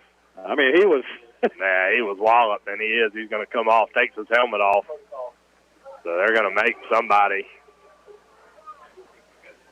Yeah, now, listen, we love to see big hits and everything. I don't want anybody to get hurt. No, absolutely not. I don't want to see anybody get hurt, but that's exactly what happened that time as Orlando Holland and Gibson, they just met at the quarterback, and one guy hit him from the front and one guy hit him from the back. And Cleves, I tell you, listen, between Smith for Wakulla and Cleves tonight, they've taken a pounding, and those guys just kept getting up. And this is a tough Wakulla football team. For sure. I don't want to discredit anything they've done because they've kept in. I mean, the game's basically out of reach, and they've kept just taking a beating out there. Wildcats are going to have a chance here now. Wakulla basically has put up the white surrender flag as they punt it away here with 2 minutes and 1 second to go on the clock, and the Wildcats are going to be able to just salt this victory away here, Jackie. This is exactly what you wanted to have as you come down to 2 minutes to go left in the game, and the Cats are going to be regional champions. My goodness, what an effort. What an effort by this Wildcat team to come out and just play scrappy all game long. That defense, they didn't care that Zamarian Smith was in the top 10 in rushing in the state of Florida. It didn't bother them one bit. They probably hit him harder than I've seen a running back hit all game long. Those guys just played out of their minds tonight. Well, I got to tell you, as we head down toward the final stages of this ball game, Jackie, I got to tell you, the last 2 weeks, we've probably seen the best 2 defenses that we've played all year. But I got to tell you, the Wildcat defense is better than both of them. Oh, there's no doubt about it. I mean, again, they have just played out of their minds the last 3 weeks. But I'm going to give credit to this offense tonight, too. I mean, we put 26 points on the board. Yep. I mean, they did what they had to do. A disappointing effort last week, some would say, only being able to score 1 touchdown against a tough West Florida team. Everybody said, Wakulla's defense is good, too. Well, guess what? Those guys rose to the occasion. Noah Ray, Cam Smith, J-Mod Ruiz, a host of Wildcats just doing what they had to do to come out of here victorious. Wildcats are going to be Region 1 champions here, regional champions. They're going to win this football game against Wakulla, and the Wildcats now are into the Final Four of the state playoffs in Class 5A. And, Jackie, in just 4 years ago, we were in the state 5A championship game, and now we're one game away from being able to do that again. I mean, how exciting if you're a Baker County Wildcat fan to have another opportunity to be region champs. Well, it's huge. I mean, it's absolutely huge. I mean, these guys pour everything into it. You talked about them practicing on Thanksgiving Day. I mean, you just have to tip your cap to this Wildcat football team, and the Wildcat fans are behind them right now and giving them a big round of applause here at the end of this game. And I tell you, congratulations to Coach Kevin Mays and what this team's been able to do. We're going to run it with Cam Smith straight ahead here on third down, and Cam Smith's going to fight his way out to the 36, and that's the last play of the game, Jackie. 26-10, the Wildcats win it. We win it. We take on Wakulla. We took down Ed White in the first round. We took down West Florida in the second round. Now in the third round, the Wildcats get the big win against Wakulla and the Eagles, and the Wildcats are regional champions. Region 1 champions, Mike. Not a lot of teams ever get to say that. And this Wildcat team came out and did it in style with a huge 26-10 victory tonight. And my goodness, what just an all-around effort by this Wildcat team, offense and defensively, just to get the job done. Great effort by the Cats. Great effort by the coaching staff. Great effort all the way around. These Cats, I tell you, this is a special group, and it's been so fun to watch them all year long. Check on Jamarian Baker, see if we'll be able to get him back next week, as the Wildcats are going to get a Final Four matchup. And you'll have to listen to the Dependable Heating and Air Conditioning Coaches Show Monday night. You'll have to listen to us to find out who we're going to play and where we're going to go and all the other stuff that is needed to know here as we get down toward the end of this game. But what we do know is the Cats are region champions, and we really don't have anything more to add to that, Jackie. There's nothing else you can add, Mike. Let's go celebrate with the team, Region 1 champs, and look forward to another game on a Friday night. 7 o'clock Monday night, we'll have our Dependable Heating and Air Conditioning Coaches Show from Glen Baptist Church, and want to thank John Meadows and all the folks at Glen Baptist Church for keeping us on the air here as we wind this thing down toward the end of the year. Well, guess what? We're not done yet. One more week at least for this Wildcat football team, as there's only going to be 4 teams left in Class 5A after tonight, and the Baker County Wildcats from little old McClenny, Florida, are going to be one of them. Yes. I mean, what can you say? You know, you take a team, a one high school town, Mike, 30,000 people in the whole county, and you're the Final Four of 5A football in the state of Florida. What an exciting time. What an exciting time, indeed. Wildcats 26, Wakulla 10. The Wildcats get the big win here, and we're gonna get off the air here tonight. Again, just want to thank John Meadows and the folks down there at Glen Baptist Church and everybody who listened in across Wildcat Nation tonight. Help bring home this victory for this Wildcat team. And we're going to head down the stretch and go see who we play. And that's it. Wildcats win it, 26-10. We'll send it back to the station. Good night, everybody. Go Wildcats. We're Baker County's own 97.5.